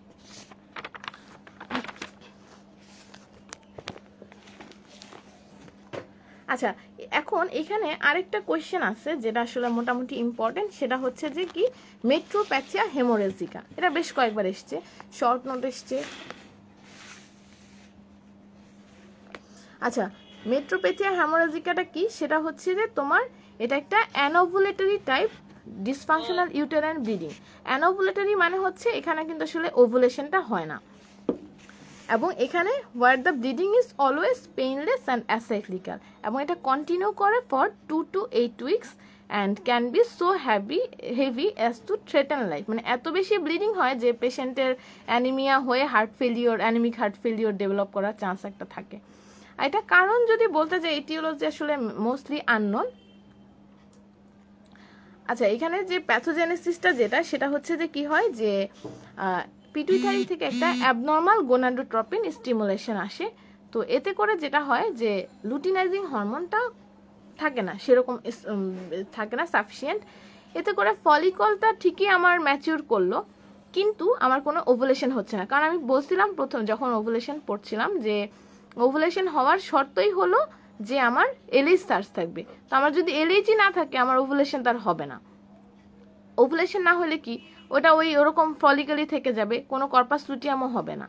আচ্ছা, কর্পাস লুটিয়াম আমরা জানি কি কর্পাস লুটিয়াম পরবর্তীতে প্রজেস্টেরন সিক্রেট করতো, তাহলে কর্পাস লুটিয়াম না থাকলে প্রজেস্টেরনও থাকবে না। আলটিমেটলি যে সাইক্লিক্যাল চেঞ্জ হতো এন্ডোমেট্রিয়ামে, মানে ওই যে ফলিকুলার ফেজ, সেটাও তাহলে হচ্ছে না। সো কি হবে, শেডিং অফ মেনস্ট্রুয়েশন, মানে শেডিং অফ এন্ডোমেট্রিয়াম হয়ে যে মেনস্ট্রুয়েশন হইতো সেটাও হবে না, তাহলে কোনো অ্যামেনোরিয়া থাকতেছে। আচ্ছা, অ্যামেনোরিয়া হইলে ওইদিকে আমার কি হচ্ছে যে আমার যে একটা নেগেটিভ ফিডব্যাক যেটা আসার কথা ইস্ট্রোজেন এর জন্য, ইস্ট্রোজেন তো কমেই নেই, তাহলে কি আর নেগেটিভ ফিডব্যাক আসবে, সেটাও আসবে না। তাহলে আস্তে আস্তে করে হাই ইস্ট্রোজেন লেভেল হতে থাকবে এবং আলটিমেটলি একটা সময় ওভাম ডাই করবে এবং ওই ফলিকল যেটা আসলে রাপচার হয়ে তো উসাইডটাকে বের করতে পারলো না, তাহলে সে কি করবে ওরকমভাবে থেকে একটা সিস্টের মতো ফর্ম করে ফেলবে এবং ওই সিস্টের ভেতরে সেলগুলা ইচ্ছা মতো ইস্ট্রোজেন তৈরি করে যেতে থাকবে। এই হাই ইস্ট্রোজেন কি করবে, সে করবে একটা cystic and adenomatous hyperplasia of endometrium এবং মায়োমেট্রিয়াম। এতে করে যেটা হচ্ছে যে যখন ইউটেরাসের স্পেস বেড়ে যাবে ওর ব্লাড সাপ্লাই বেশি লাগবে, কিন্তু ওর ব্লাড সাপ্লাই তো আর বাড়তেছে না, ইউটেরাসের সাইজ বড় হচ্ছে কিন্তু মানে হাইপারপ্লাসিয়া হচ্ছে মায়োমেট্রিয়াম এন্ডোমেট্রিয়ামের, কিন্তু ব্লাড সাপ্লাই তো আর বাড়তেছে না, এই জন্য একটা রিলেটিভ ইস্কেমিয়া হয়। হইলে ওই অংশগুলো নেক্রোসিস হয়ে এন্ডোমেট্রিয়াম শেডিং হতে থাকবে ইন প্যাচিভ ফ্যাশন, মানে জাস্ট যখন নেক্রোসিস হলো সেগুলা হচ্ছে শেড হয়ে গেল কিন্তু আবার রয়ে গেল, এরকম টাইপের। আর 6 to 8 উইকস পরে ফলিকলগুলা ডিজেনারেট করবে এবং গ্র্যানুলোসার সেল যখন ইনঅ্যাক্টিভ হয়ে যাবে, তো গ্র্যানুলোসার সেল ইনঅ্যাক্টিভ হলে ওরা আর ইস্ট্রোজেন রিলিজ করতে পারবে না, তখন কি হবে, তখন তোমার উইথড্রয়াল ব্লিডিংটা হবে। এটা হচ্ছে মেট্রোপেথিয়া হেমোরেজিকের মোটামুটি একটা প্যাথোজেনাসিস। আচ্ছা, এখন ম্যানেজমেন্টে আমি যদি যাই, প্রথমে ডায়াগনোসিস তো সিমটম শুনেই বোঝা যাবে যে ওর হচ্ছে একটা শর্ট পিরিয়ড অফ অ্যামেনোরিয়া থাকতেছে 6 to 8 weeks, followed by heavy painless and prolong bleeding for 2 to 8 weeks. মানে ওই যে প্রথম দিকের মেকানিজম ওর অ্যামেনোরিয়া থাকতেছে, এরপরে যখন ইস্ট্রোজেন থাকবে না তখন তার একদম হেভি একটা ব্লিডিং শুরু হচ্ছে। সাইনের মধ্যে আমি দেখবো অ্যানিমিয়া প্রেজেন্ট পাবো অবশ্যই, আর ইউটেরাসটা ইনলার্জ পেতে পারি। আর আমি যদি ওভারিগুলো দেখি, কি দেখলাম যে ফলিকল সব সিস্ট হয়ে আছে, তাহলে সিস্টিক ওভারি পাবো। ইনভেস্টিগেশনের মধ্যে আমরা অবশ্যই সিবিসি দেখবো, তার হিমোগ্লোবিন কি অবস্থা সেটা দেখার জন্য হরমোন দেখতে পারি। এখন মেট্রোপ্যাথি হেমোরেজিকের আর কোনো কারণ আছে কিনা সেগুলো আমাকে এক্সক্লুড করতে হবে, সেজন্য আমি T3 T4 সাপোজ সেরাম TSH এগুলো দেখবো, প্রোল্যাকটিন ইস্ট্রোজেন FSH LH এগুলোও দেখবো, কারণ এগুলো তো আমি LH সব কম পাবো, ইস্ট্রোজেন হাই পাবো, ব্লাড ইউরিয়া সেরাম ক্রিয়েটিনিন এগুলো সবই করব। আচ্ছা, এখন ট্রিটমেন্ট কি দিব, যদি হচ্ছে তোমার 12 থেকে 20 বছরের কোনো মেয়ে হয় তাহলে আমরা ওকে জাস্ট রিঅ্যাসিওর করব। যেটা হয়েছে ওই যে প্রথমে যেটা বলেছিলাম যে হাইপোথ্যালামো পিটুইটারি ওভারিয়ান এক্সিসটা ভালোভাবে স্ট্যাটিক হতে আসলে কিছুটা সময় নেয়, তো এই জন্য আমরা ওকে জাস্ট সান্ত্বনা দিব, কাউন্সেলিং করব। অনেক সময় দেখা যায় কি মেন্টাল একটা আপসেট থাকে, কোনো টেনশন থাকে, অ্যাংজাইটি থাকে, এইসব কারণে দেখা যায় এই প্রবলেমগুলো হয়। তো ওকে আমি রিঅ্যাসিওর করবো আসলে 3 মাসের মধ্যে দেখা যায় যে আসলে অনেক সময় রিকভারি হয়ে যায়। যদি দেখা যায় যে রিকভারি হয় নাই, ওর সেরকম ব্লিডিং কন্টিনিউ হচ্ছে, তাহলে আমরা কি করব যে ফার্স্টে তো দেখা যায় কি 3 মাস ধরে মানে যদি কারো ব্লিডিং হইতে থাকে ওর তো আসলে ব্লাড লস হয়ে সিভিয়ার অ্যানিমিয়া হয়ে যাবে। তো আমি আগে ওকে স্টেবল করব বাই গিভিং ব্লাড, অথবা মানে হিমোগ্লোবিন লেভেল দেখে অবশ্যই যে হয়তো অ্যানিমিয়াটা কারেকশন করব, ব্লাড দেওয়া লাগলে ব্লাড দিব, অথবা আয়রন ট্যাবলেট দিতে হইলে সেগুলো সেভাবে দিব। তারপরে আমরা কি করব, ডিএনসি করতে পারি। আর যদি 40 বছরের বেশি হয় তখন আমরা জেনারেল অ্যান্ড সাপোর্টিভ মেজার মানে প্রথমে কাউন্সেলিং করব। তারপর যদি দেখি যে না লাভ হচ্ছে না, তাহলে আমরা কি করব, প্রথমে আমরা ডিএনসিতে না যেয়ে আমরা হচ্ছে প্রোজেস্টেরন দিয়ে আমরা আসলে ট্রিটমেন্ট দিব, ওরাল প্রোজেস্টেরন দিব। তাও যদি দেখি যে লাভ হচ্ছে না, ডিএনসি করব। তাও যদি লাভ না হয় তারপরে স্টেজে যে আমরা হিস্টেক্টমি করব। কারণ এই স্টেজে তো আসলে মানে যদি 40 ইয়ার্স এই অ্যাবোভ এজ হয় এবং যদি তার হচ্ছে তোমার ফ্যামিলি কমপ্লিট থাকে, তখন অনেক পেশেন্টই দেখা যায় যে এত পেইন আর নিতে চায় না, তারা বলে যে আমার হচ্ছে ইয়া করে দেন, আমার জরায়ু ফেলে দেন, মানে পেশেন্টরা নিজেরাই বলে। তখন সেই ক্ষেত্রে আমার তো আসলে সমস্যা নেই, আমি তখন ওটা করতে পারি যদি ফ্যামিলি আমার কমপ্লিট থাকে। আচ্ছা, এরপরে যেটা যে আমরা যে পিউবার্টি পড়লাম, পিউবার্টির সবচেয়ে একটা কমন সমস্যা কিন্তু হচ্ছে পিউবার্টি মেনোরেসিয়া। মানে দেখা যায় এই সময় যে মেয়েগুলার যেটা হয় যে ওদের বিভিন্ন কারণে মা নিয়ে আসে মেয়েগুলাকে, যে ওর হচ্ছে কিছুদিন আগে মাসিক শুরু হয়েছে কিন্তু ওর হচ্ছে কিছুদিন বন্ধ ছিল, এখন দেখা যায় যে ওর এত ব্লিডিং হচ্ছে, ব্লিডিং আর কিছুতেই বন্ধ হচ্ছে না, এরকমভাবে মানে কমপ্লেন নিয়ে আসে। তখন আমরা যেটা করব যে আমরা হচ্ছে এখানে আমরা প্রথমে একটা ডিটেলস হিস্ট্রি নিব, যে এজ কত, তারপরে মেনস্ট্রুয়াল হিস্ট্রি, ড্রাগ হিস্ট্রি নিব, ওর কোনো হচ্ছে দেখব, চিন্তা করতে হবে আমি যে আর কোনো সিমটম আছে কিনা, যেমন থাইরয়েডের সমস্যার জন্য হইতে পারে, হাইপারথাইরয়েডিজম, দুটার জন্যই তোমার মেনোরেজিয়া হইতে পারে। তো তখন আমি ওগুলা জিজ্ঞেস করব যে ওগুলার কোনো ফিচার আছে কিনা, যেমন ওর কি রিসেন্টলি ওয়েট বেড়েছে বা কমেছে কিনা, তারপরে হচ্ছে ওর ঠান্ডায় অসহ্য লাগে, গরমে অসহ্য লাগে, এরকম কিছু আছে কিনা, তারপর টিউবারকুলোসিসের কোনো ফিচার আছে কিনা, পরিবারে কারো যক্ষা ছিল কিনা, কোনো ব্লিডিং ডিসঅর্ডার আছে কিনা। ব্লিডিং ডিসঅর্ডারে কিন্তু অনেক সময় দেখা যায় যে মেনোরেজিয়া থাকতে পারে, বা লিভার ডিজিজ, যেগুলো আমরা আগে পড়েছিলাম ওগুলো জাস্ট সিমটমগুলো এক্সক্লুড করতে থাকবো। তারপর হচ্ছে আমরা এক্সামিনেশন করবো, জেনারেল এক্সামিনেশনে অ্যানিমিয়া বা যেগুলো আছে ওগুলাই দেখবো, এবং পার অ্যাবডোমিনাল আসলে কিছু পাবো না, তেমন কোনো আসলে কোনো ফিচার্স তো থাকে না। ইনভেস্টিগেশন আগে যেগুলো বসছে সেভাবেই আসলে ওরকম হবে। আর জেনারেল ট্রিটমেন্ট যা আছে, প্রথমে আমরা কাউন্সেলিং করব, মাকে বলবো যে হচ্ছে স্কুলে যাচ্ছে কিনা বা স্কুলে কোনো সমস্যা হয়েছে কিনা, ওভাবে ওকে আমরা চেষ্টা করব যে এটা মেন্টাল কাউন্সেলিং দেওয়ার জন্য। তারপরে যদি আসলে না হয় তখন আমরা আগের মতো সাপোর্টিভ ট্রিটমেন্ট দিব, অ্যানিমিয়া থাকলে সেটা কারেকশন করব, আয়রন ট্যাবলেট দিব। আবার যদি দেখি যে খুব বেশি আসলে অ্যানিমিয়া হয়ে গেছে তখন আমরা ব্লাড ট্রান্সফিউশন করব। আচ্ছা, তারপর আমরা যেটা করব যে আমরা হচ্ছে প্রথমে হরমোনাল ট্রিটমেন্ট দিব। আমরা কি করতে পারি, আমরা হচ্ছে নরএথিস্টেরিন দিতে পারি, সেটা হচ্ছে 10 to 30 মিলিগ্রাম আমরা দিতে পারি ডেইলি ফর 48 আওয়ার্স, অথবা যতক্ষণ না ব্লিডিং স্টপ হচ্ছে। তারপর যদি আমার ব্লিডিংটা বন্ধ হয়ে যায় তাহলে আমরা হচ্ছে সাইকেলের 5তম দিন থেকে 25তম দিন পর্যন্ত 5 মিলিগ্রাম করে দিব। এভাবে আমরা 3টা সাইকেল রিপিট করব, মানে 1 মাস দিলাম, তারপরে আরও দুইবার দিব। দেখা যায় কি ম্যাক্সিমাম কেসে আসলে এই সময় পেশেন্ট ভালো হয়ে যায়। আর যেহেতু পেশেন্টের এই সময় আসলে একটু ব্যথাও থাকে, কমপ্লেন করে, তো এই জন্য আমরা এনএসএ দিতে পারি। আর যদি হচ্ছে পেশেন্ট কোনো ইমপ্রুভ না থাকে তাহলে এখানে আমরা হচ্ছে ডিএনসি করব। ডিএনসিটা আমরা প্রথমে আসলে করতে চাই না, কারণ বাচ্চা তো আসলে, তো দেখা যায় যে ওর সমস্যা, মানে আমি কেন শুধু শুধু ডাইলেটেশন অ্যান্ড কিউরেটাসের মতো একটা অপারেটিভ প্রসিডিওরে যাব। কিন্তু অনেক সময় দেখা যায় যে আসলে কোনো উপায় থাকে না, কারণ ব্লিডিং বন্ধই হতে থাকে না, তখন আমাদের ওই রকম যাওয়াই লাগে। আচ্ছা, তারপরে ডিসঅর্ডারস অফ মেনস্ট্রুয়েশন, মোটামুটি এটা আরেকটা আরও আছে কিছু, যেমন হচ্ছে অ্যামেনোরিয়া আছে, ক্রিপ্টোমেনোরিয়া আছে, ওইগুলা হচ্ছে আমি পরে ক্লাসে বলবো। আচ্ছা, তারপরে আমার যেটা আসে সেটা হচ্ছে ডিসফাংশনাল ইউটেরাইন ব্লিডিং। এই যে মেনোরেজিয়া বা ডিসমেনোরিয়া এগুলো যে এতক্ষণ বললাম, এগুলাও কিন্তু আসলে এক ধরনের সমস্যা, যেটা ডিসফাংশনাল ইউটেরাইন ব্লিডিংয়ে কিন্তু এই কমপ্লেনগুলো নিয়ে পেশেন্ট আসে। আচ্ছা, এখন হচ্ছে আমরা আগে বলতাম এটাকে অ্যাবনর্মাল ইউটেরাইন ব্লিডিং, কিন্তু রিসেন্টলি এটা হচ্ছে ডেফিনেশনটা চেঞ্জ হয়েছে। এখন আমরা আর ওটাকে অ্যাবনর্মাল ইউটেরাইন ব্লিডিং বলি না, আমরা এখন বলি ডিসফাংশনাল ইউটেরাইন ব্লিডিং। আচ্ছা, এখন হচ্ছে ডিসফাংশনাল ইউটেরাইন ব্লিডিং এর একটা ডেফিনেশন আছে, দত্তে দেয়া আছে, যদি এটা এভাবে আসে না, যে it is a state of abnormal uterine bleeding without any clinically detectable organic, systemic and iatrogenic cause, that is any pelvic pathology such as tumour, inflammation or pregnancy is excluded. মানে ঠিক কারণ আসলে খুঁজে পাওয়া যায় না। তো ডিসফাংশনাল ইউটেরাইন ব্লিডিং এর মধ্যে সবচেয়ে কমন যেটা, যে একটা নিউরো ক্লাসিফিকেশন, যেটা হচ্ছে পামকয়েন ক্লাসিফিকেশন। এটা কিন্তু এটা আসলে জানা থাকতেই হবে, এটা খুবই সোজা। পামকয়েন ক্লাসিফিকেশন, যেটাকে বলা হয় যে ফিগো ক্লাসিফিকেশন। এটা কি, সেটা হচ্ছে পাম দিয়ে বোঝায় পি, পলিপ, অ্যাডেনোমায়োসিস, লিওমায়োমা, আর হচ্ছে ম্যালিগন্যান্সি অ্যান্ড হাইপারপ্লাসিয়া।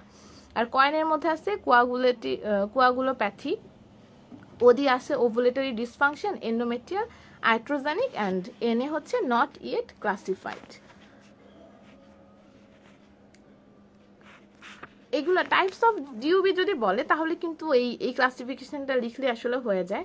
আর হচ্ছে manage the case of DUB in a young girl, এটা ওই আমরা একটু আগে যেটা বললাম পিউবার্টি মেনোরেজিয়া, সেটাতে বললেই হয়। আর ডিউবি এগুলো মোটামুটিভাবে একই, যে কথাগুলো বললাম এগুলাই, যে আমরা প্রথমে হচ্ছে মানে মেডিকেল ম্যানেজমেন্ট করার চেষ্টাই করব, আমরা হচ্ছে প্রোস্টাগ্ল্যান্ডিন চেষ্টা করব, প্রোস্টাগ্ল্যান্ডিন না প্রোজেস্টেরন দিয়ে চেষ্টা করব 5 to 25 ডে কোর্স 3 সাইকেল। সেটাতে যদি ইমপ্রুভ না হয় তাহলে অ্যাকর্ডিং টু এইজ আমরা আসলে ট্রিটমেন্ট দিতে হবে, যে একটা লেস দেন 20 ইয়ার্সে একটা ট্রিটমেন্ট হবে, 20 to 40-তে একটা ট্রিটমেন্ট হবে, 40-র উপরে গেলে একরকম, আবার পোস্টমেনোপজালে কিন্তু আবার যদি এরকম পোস্টমেনোপজালে হচ্ছে এইউবি থাকে তখন কিন্তু আবার আমরা অন্যরকম চিন্তা করব। এটা এভাবেই আসলে আসবে। আর এখানে অনেক সিনারিও বেসড কোয়েশ্চেন আছে, তোমরা যদি কোয়েশ্চেন ব্যাংকটা একটু দেখো তাহলে হচ্ছে তোমরা মোটামুটি বুঝতে পারবা যে কি টাইপের কোয়েশ্চেন আসে। আচ্ছা, তো তারপরে যে আমার টপিক সেটা হচ্ছে তোমার কি, যে মেনোপজ।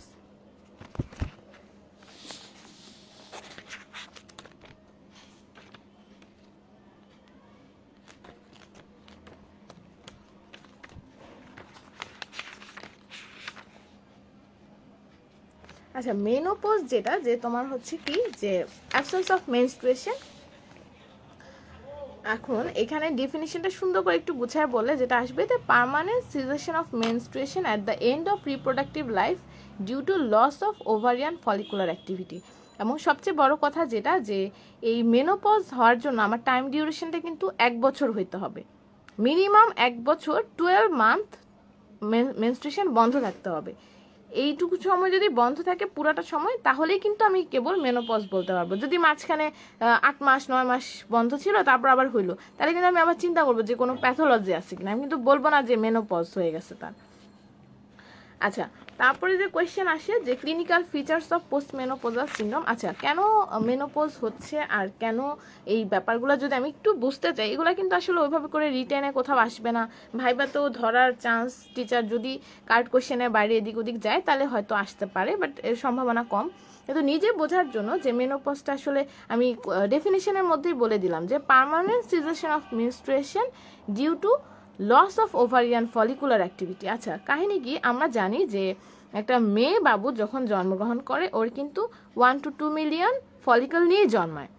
তারপরে আস্তে আস্তে ফলিকলগুলা মানে পিউবার্টিতে যেতে যেতে অনেকগুলা 40 to 50,000 হয়ে যায়। তারপর হচ্ছে প্রতি মাসে একটা একটা করে তোমার হচ্ছে ফলিকল মানে আলটিমেটলি ম্যাচিউর হতে হতে হতে একটা সময় দেখা যায় যে একটা সময় পরে তার একদম ফলিকল নাই হয়ে যায়, শেষ হয়ে যায়। তখন তার ফলিকল থেকে ইস্ট্রোজেন বা এগুলো আসতে পারবে না, মেনস্ট্রুয়েশন যেমন বন্ধ হয়ে যায়, সাথে এই যে ইস্ট্রোজেন, আমরা তো এই ইস্ট্রোজেন প্রোজেস্টেরন যে হরমোনগুলো, এগুলো কিন্তু বডিতে অন্য অন্য অনেক কাজ আছে। তো এখন যখন ফলিকল নাই, ইস্ট্রোজেন প্রোজেস্টেরন কিছুই নাই, তখন কিন্তু যেটা হয় যে এগুলার প্রভাবে, এগুলা না থাকার জন্য ওরা যে কাজগুলা করতো সেই কাজগুলা হচ্ছে না, তাহলে ওদের ডেফিসিয়েন্সির জন্য বিভিন্ন রকম সমস্যা হতে পারে। কি কি সমস্যা হয়, যেমন হচ্ছে সবচেয়ে কমন যে কমপ্লেন, মানে এটা অলমোস্ট প্রত্যেকটা পোস্ট মেনোপজাল ওমেনই করবে, সেটা হচ্ছে vasomotor symptom. Vasomotor symptom characterised by hot flush. Hot flush কি, পেশেন্ট বলে কি যে আমার হচ্ছে অনেক গরম লাগতেছে, অনেক গরম লাগে, হঠাৎ করেই সেটা হচ্ছে কেমন যেন একটা ঘাম দিয়ে ছেড়ে যায়, এরকমের মতো আর কি। হঠাৎ করে তার অনেক গরম লেগে যায় সারা শরীরে, এবং এটা আলটিমেটলি দেখা যায় যে পেশেন্টের এখানে কিছুটা পালপিটেশন, উইকনেস এগুলো থাকে। তারপর হচ্ছে পেশেন্টের কিছু ইউরোজেনিটাল অ্যাট্রফি থাকে, কারণ কি ইস্ট্রোজেন হচ্ছে ইউরোজেনিটাল যে লাইনিং এপিথেলিয়ামগুলো ছিল সেগুলাকে সে প্রোটেক্ট করতো। এখন যেহেতু ইস্ট্রোজেনের প্রভাব নাই, সো আলটিমেটলি এটাও আর থাকে না, তখন দেখা যায় যে পেশেন্টের ঘন ঘন ইনফেকশন হয়, ইউটিআই হয়, ভ্যাজাইনাতেও ওর হচ্ছে ভ্যাজানাল ব্লিডিং হতে পারে, ডিসপ্যারিউনিয়া, ভ্যাজানাল ইনফেকশন, বিভিন্ন সময় বিভিন্ন ইনফেকশন নিয়ে পেশেন্ট আসে। সেক্সুয়াল ডিসফাংশন, পেশেন্টের ডিসপ্যারিউনিয়া থাকতে পারে। স্কিন অ্যান্ড হেয়ার বলছিলাম যে পিউবার্টির সময় যেটা হয় যে ইস্ট্রোজেনের প্রভাবে মেয়েদের স্কিনটা একটু সফট থাকে, স্মুথ থাকে, শাইনি থাকে। তো আলটিমেটলি এগুলা ইস্ট্রোজেন না থাকলে আস্তে আস্তে দেখা যায় যে থিনিং থাকে, লস অফ এলাস্টিসিটি, চামড়া ঝুলে যায় যেটাকে বলে আসলে। আর রিঙ্কলিং অফ স্কিন, এখানে বলে যে হচ্ছে যে ক্রোফিট, মানে চোখের চারপাশটা একদম কুচকে যায়, দেখবা যে অনেক অনেক বয়স্ক মহিলাদের চোখের মানে দিকটা একদম কুচকানো, ক্রোফিটের মতো লাগে, এরকম কুচকানো। আবার হচ্ছে একটু স্লাইট বেল্ডিংও হয়, মানে চুলও পড়ে যায়। কিন্তু মেয়েরা কিন্তু আবার তোমার হচ্ছে ছেলেদের মতো একদম টাক হয় না, দেখবা যে অনেক মেয়েরা অনেক চুল কম পাতলা, কিন্তু ছেলেদের মতো টাক হচ্ছে না। এর কারণ হচ্ছে টেস্টোস্টেরন, মানে মেয়েদের তো ওরকম টেস্টোস্টেরন থাকে না, অল্প একটু আসে, সেটাও আবার তোমার হচ্ছে পেরিফেরাল কনভার্সন হয়ে আলটিমেটলি আবার ইস্ট্রোজেনই হয়ে যাচ্ছে। তো এই কারণে দেখা যায় যে মেয়েরা ওরকম একদম কমপ্লিট বেল্ট হয় না। তারপর সাইকোলজিক্যাল চেঞ্জও থাকে ওদের, হচ্ছে anxiety, headache, insomnia, mood change থাকে, ইরিটেশন, খিটখিট করে যেটা, ডিমেনশিয়া, এবং সবচেয়ে এগুলো তো আচ্ছা বললাম যে মোটামুটি তেমন আসলে হার্মফুল না, কিন্তু হার্মফুল শুরু যেখান থেকে অস্টিওপোরোসিস। তোমার এই যে কোলাজিনাস বোন ম্যাট্রিক্স সেগুলো আসলে হচ্ছে কমে যেতে থাকে, কমে যাওয়ার কারণে পেশেন্টের হচ্ছে অস্টিওপোরোসিস হয়। এবং সবচেয়ে ভয়ঙ্কর যেটা, যে পেশেন্টগুলা আলটিমেটলি একটু পড়ে গেলে ওদের ফ্র্যাকচার হয়ে যায়, মানে বাথরুমে পড়ে যাওয়া। এই জন্য খুবই কমন একটা মহিলা মানে দেখা যাচ্ছে পোস্টমেনোপজাল ওমেন বাথরুমে পড়ে গেছে, ফিমার ফ্র্যাকচার হয়ে গেছে, এরকম আর কি হয়। তারপরে হচ্ছে ওদের কার্ডিওভাস্কুলার সমস্যা হয়, কারণ কি যে তোমার ইস্ট্রোজেন কি করতো, যে অক্সিডেশন অফ এলডিএল, সে হচ্ছে এলডিএলটাকে অক্সিডাইজ করে এসডিএল এ কনভার্ট করতো। তারপর যে ফোম সেলগুলা ছিল সেগুলাকে হচ্ছে ও রিমুভ করে ফেলতো। আলটিমেটলি এখন ইস্ট্রোজেন না থাকাতে এগুলাও হচ্ছে না, আলটিমেটলি ওদের কার্ডিয়াক যে অ্যাক্সিডেন্টগুলা, সেগুলা কার্ডিওভাস্কুলার অ্যাক্সিডেন্টগুলার চান্স অনেক বেশি বেড়ে যায়। Ischaemic heart disease, coronary artery disease, stroke, এগুলো অনেক বেশি বেড়ে যায়। ডায়াগনোস করবে কিভাবে? প্রথম হচ্ছে ক্লিনিক্যাল ডায়াগনোসিস, পেশেন্ট বলবে যে তার 12 মাস ধরে তার মাসিক বন্ধ।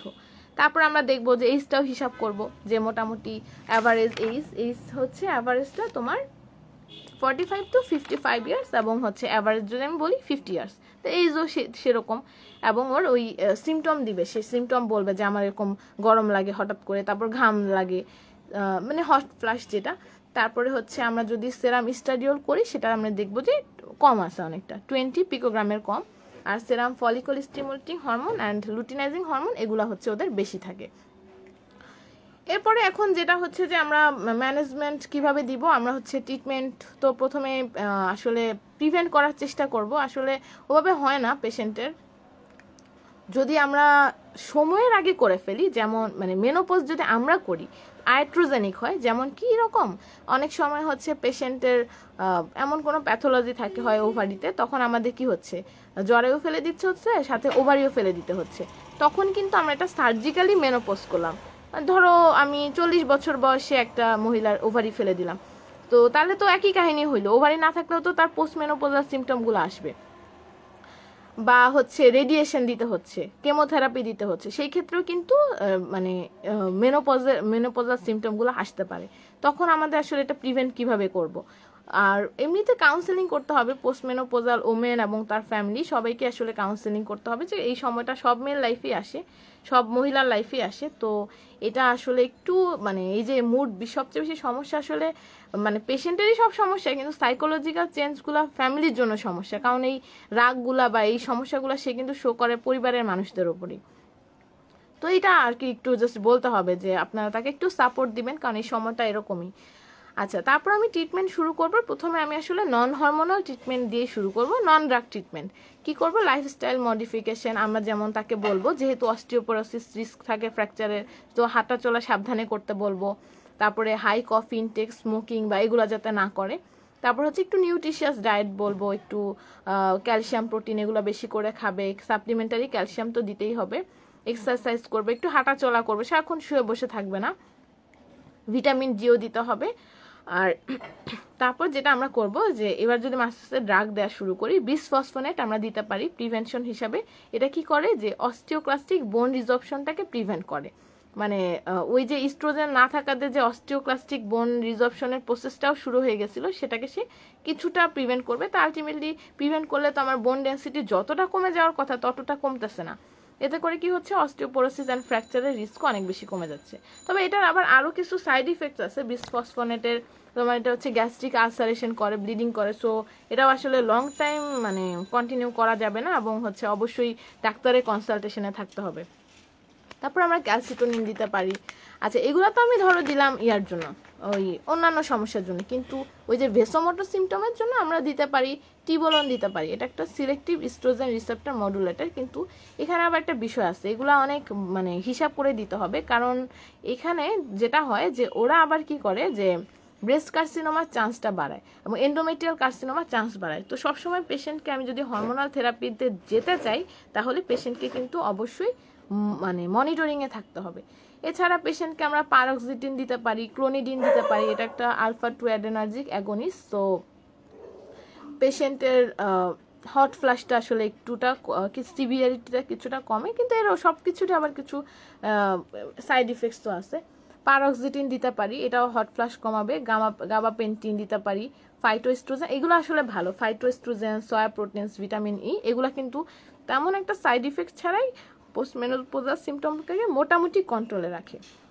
আর হরমোন থেরাপি থেকে, আচ্ছা এখন এগুলা হরমোন থেরাপি থেকে খুবই কমন, যেটা এটা কিন্তু কার্ড কোয়েশ্চেনের জন্য বা ভাইবার জন্য খুবই ইম্পর্টেন্ট, অনেক বেশি আসে। সেটা হচ্ছে ইন্ডিকেশন অফ হরমোন থেরাপি, ছোট ছোট কয়েকটা পয়েন্ট, এবং মনে রাখা কিন্তু খুব বেশি কঠিন না আসলে। এই হরমোন থেরাপিটা আমার খুব মজা লাগতো পড়তে। আচ্ছা, সেটা কি ইন্ডিকেশন যদি আমি বলি, যে সেটা হচ্ছে মেইন সমস্যা যেটা, যে relief of menopausal symptom, vasomotor সিমটমগুলোকে কমাবে, অস্টিওপোরোসিস প্রিভেন্ট করবে, এবং আলটিমেটলি একটা হচ্ছে মেনটেন করে quality of life in menopausal years. আর আমি যেটা বললাম যে কিছু স্পেশাল গ্রুপ, যেমন সার্জিক্যাল ও রেডিয়েশন মেনোপজ যদি করে ফেলি আমরা আইট্রোজেনিক্যালি, তারপর হচ্ছে premature ovarian failure and gonadal dysgenesis, এইসব ক্ষেত্রে কিন্তু আসলে হরমোন থেরাপি দেওয়া ছাড়া কোনো উপায় নেই।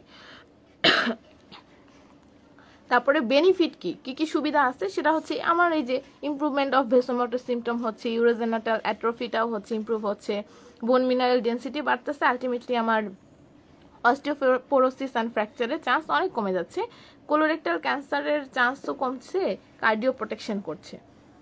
আর রিস্ক কী আছে, যেমন এন্ডোমেট্রিয়াল কার্সিনোমা, ব্রেস্ট কার্সিনোমা, তারপর coronary heart disease, venous thromboembolism, lipid metabolism, এইসব সমস্যা করতে পারে।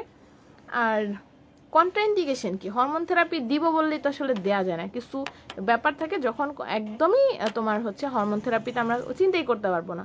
সেগুলো কি আছে, মানে যেহেতু আমি বললাম যে হরমোন থেরাপি দিলে আমার ব্রেস্ট কার্সিনোমা, এন্ডোমেট্রিয়াল কার্সিনোমা হইতে পারে, তাহলে যদি পেশেন্টের কোনো হিস্ট্রি থাকে যে তার আগে ব্রেস্ট ক্যান্সার ছিল, একটা ব্রেস্ট ক্যান্সার, অথবা তার ফ্যামিলিতে কারো ব্রেস্ট ক্যান্সার আছে, তাহলে কিন্তু এটা কন্ট্রাইন্ডিকেটেড, দেওয়াই যাবে না, কারণ তার নিজেরই অনেক চান্স আছে ব্রেস্ট কার্সিনোমা। আমি আবার হরমোন থেরাপি দিয়ে তো সেটাকে অ্যাগ্রাভেট করার দরকার নেই। তারপর যদি কোনো আনডায়াগনোসড জেনিটাল ট্র্যাক্ট ব্লিডিং থাকে, মানে এটা আসলে এন্ডোমেট্রিয়াল কার্সিনোমা কিনা সেটা কনফার্ম না, কিন্তু একটা সম্ভাবনা আছে, আমি জানি না কি। তারপর যদি বডিতে কোনো ইস্ট্রোজেন ডিপেন্ডেন্ট নিওপ্লাজম থাকে, তারপর হচ্ছে হিস্ট্রি অফ ভেনাস থ্রম্বোএম্বোলিজম অথবা active venous thrombosis, active liver disease, prior cholestatic jaundice, gallbladder disease and prior endometriosis.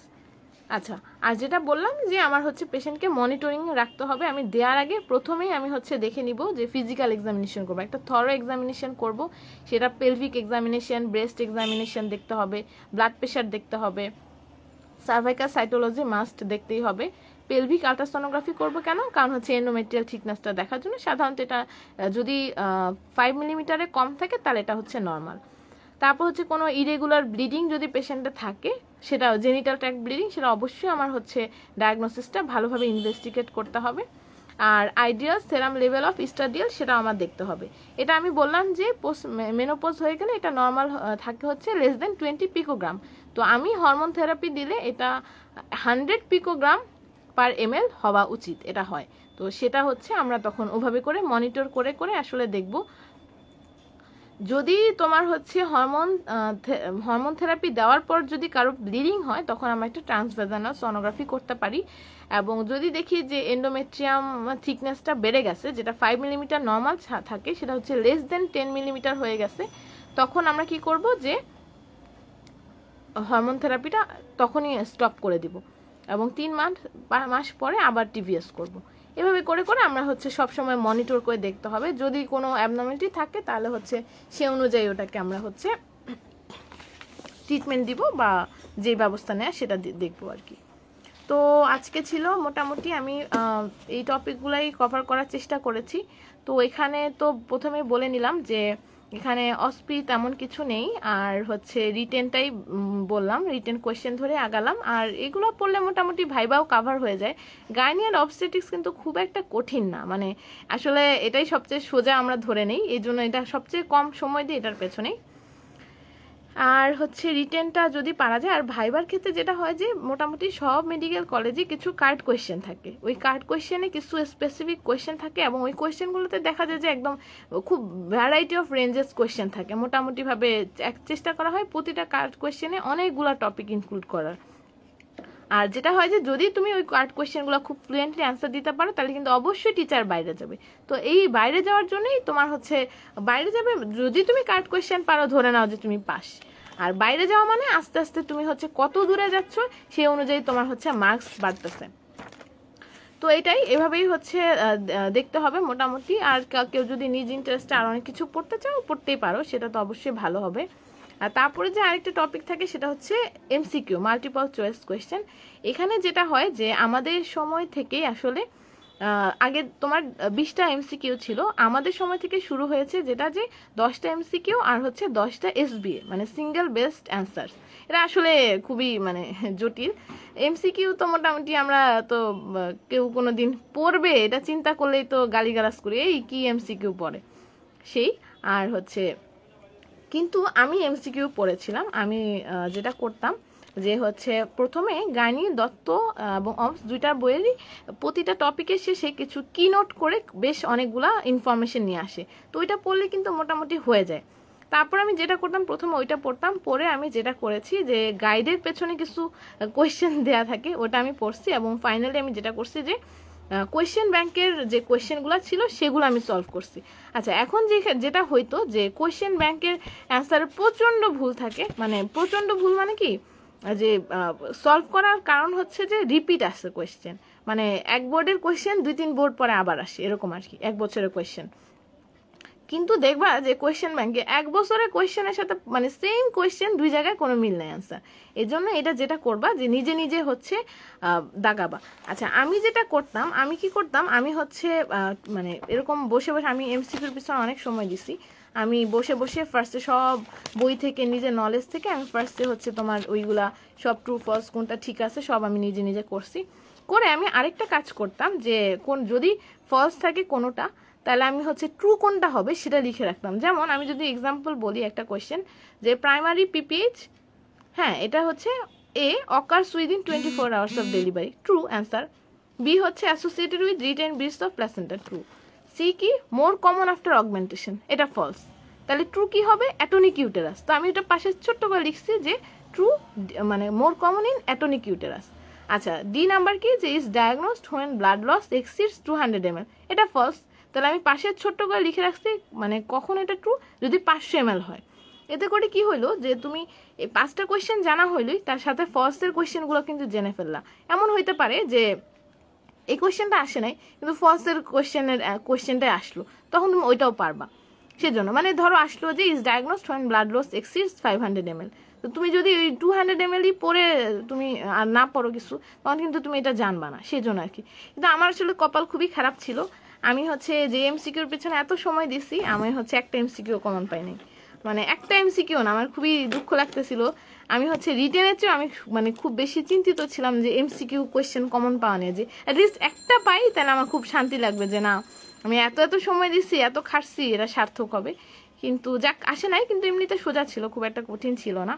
R SB এর জন্য আসলে কিছু বলার নাই, কারণ হচ্ছে এসবিও ধরো যে তোমার খুবই জটিল লাগে আমার কাছে, কারণ 5টাই অ্যান্সার, 5টার মধ্যে যেটা আসলে মানে সবচেয়ে বেশি কমন বা সবচেয়ে বেশি বেস্ট, কেমন বেস্ট, ধরো বইয়ের মধ্যে যে পয়েন্টটা সবার প্রথমে দেয়া আছে এখন তুমি এটা মনে রাখতে পারতো সেইটাই তো অনেক। আমার কাছে মনে হয় আমি যে 5টা পয়েন্ট মনে রাখছি সেটাই অনেক।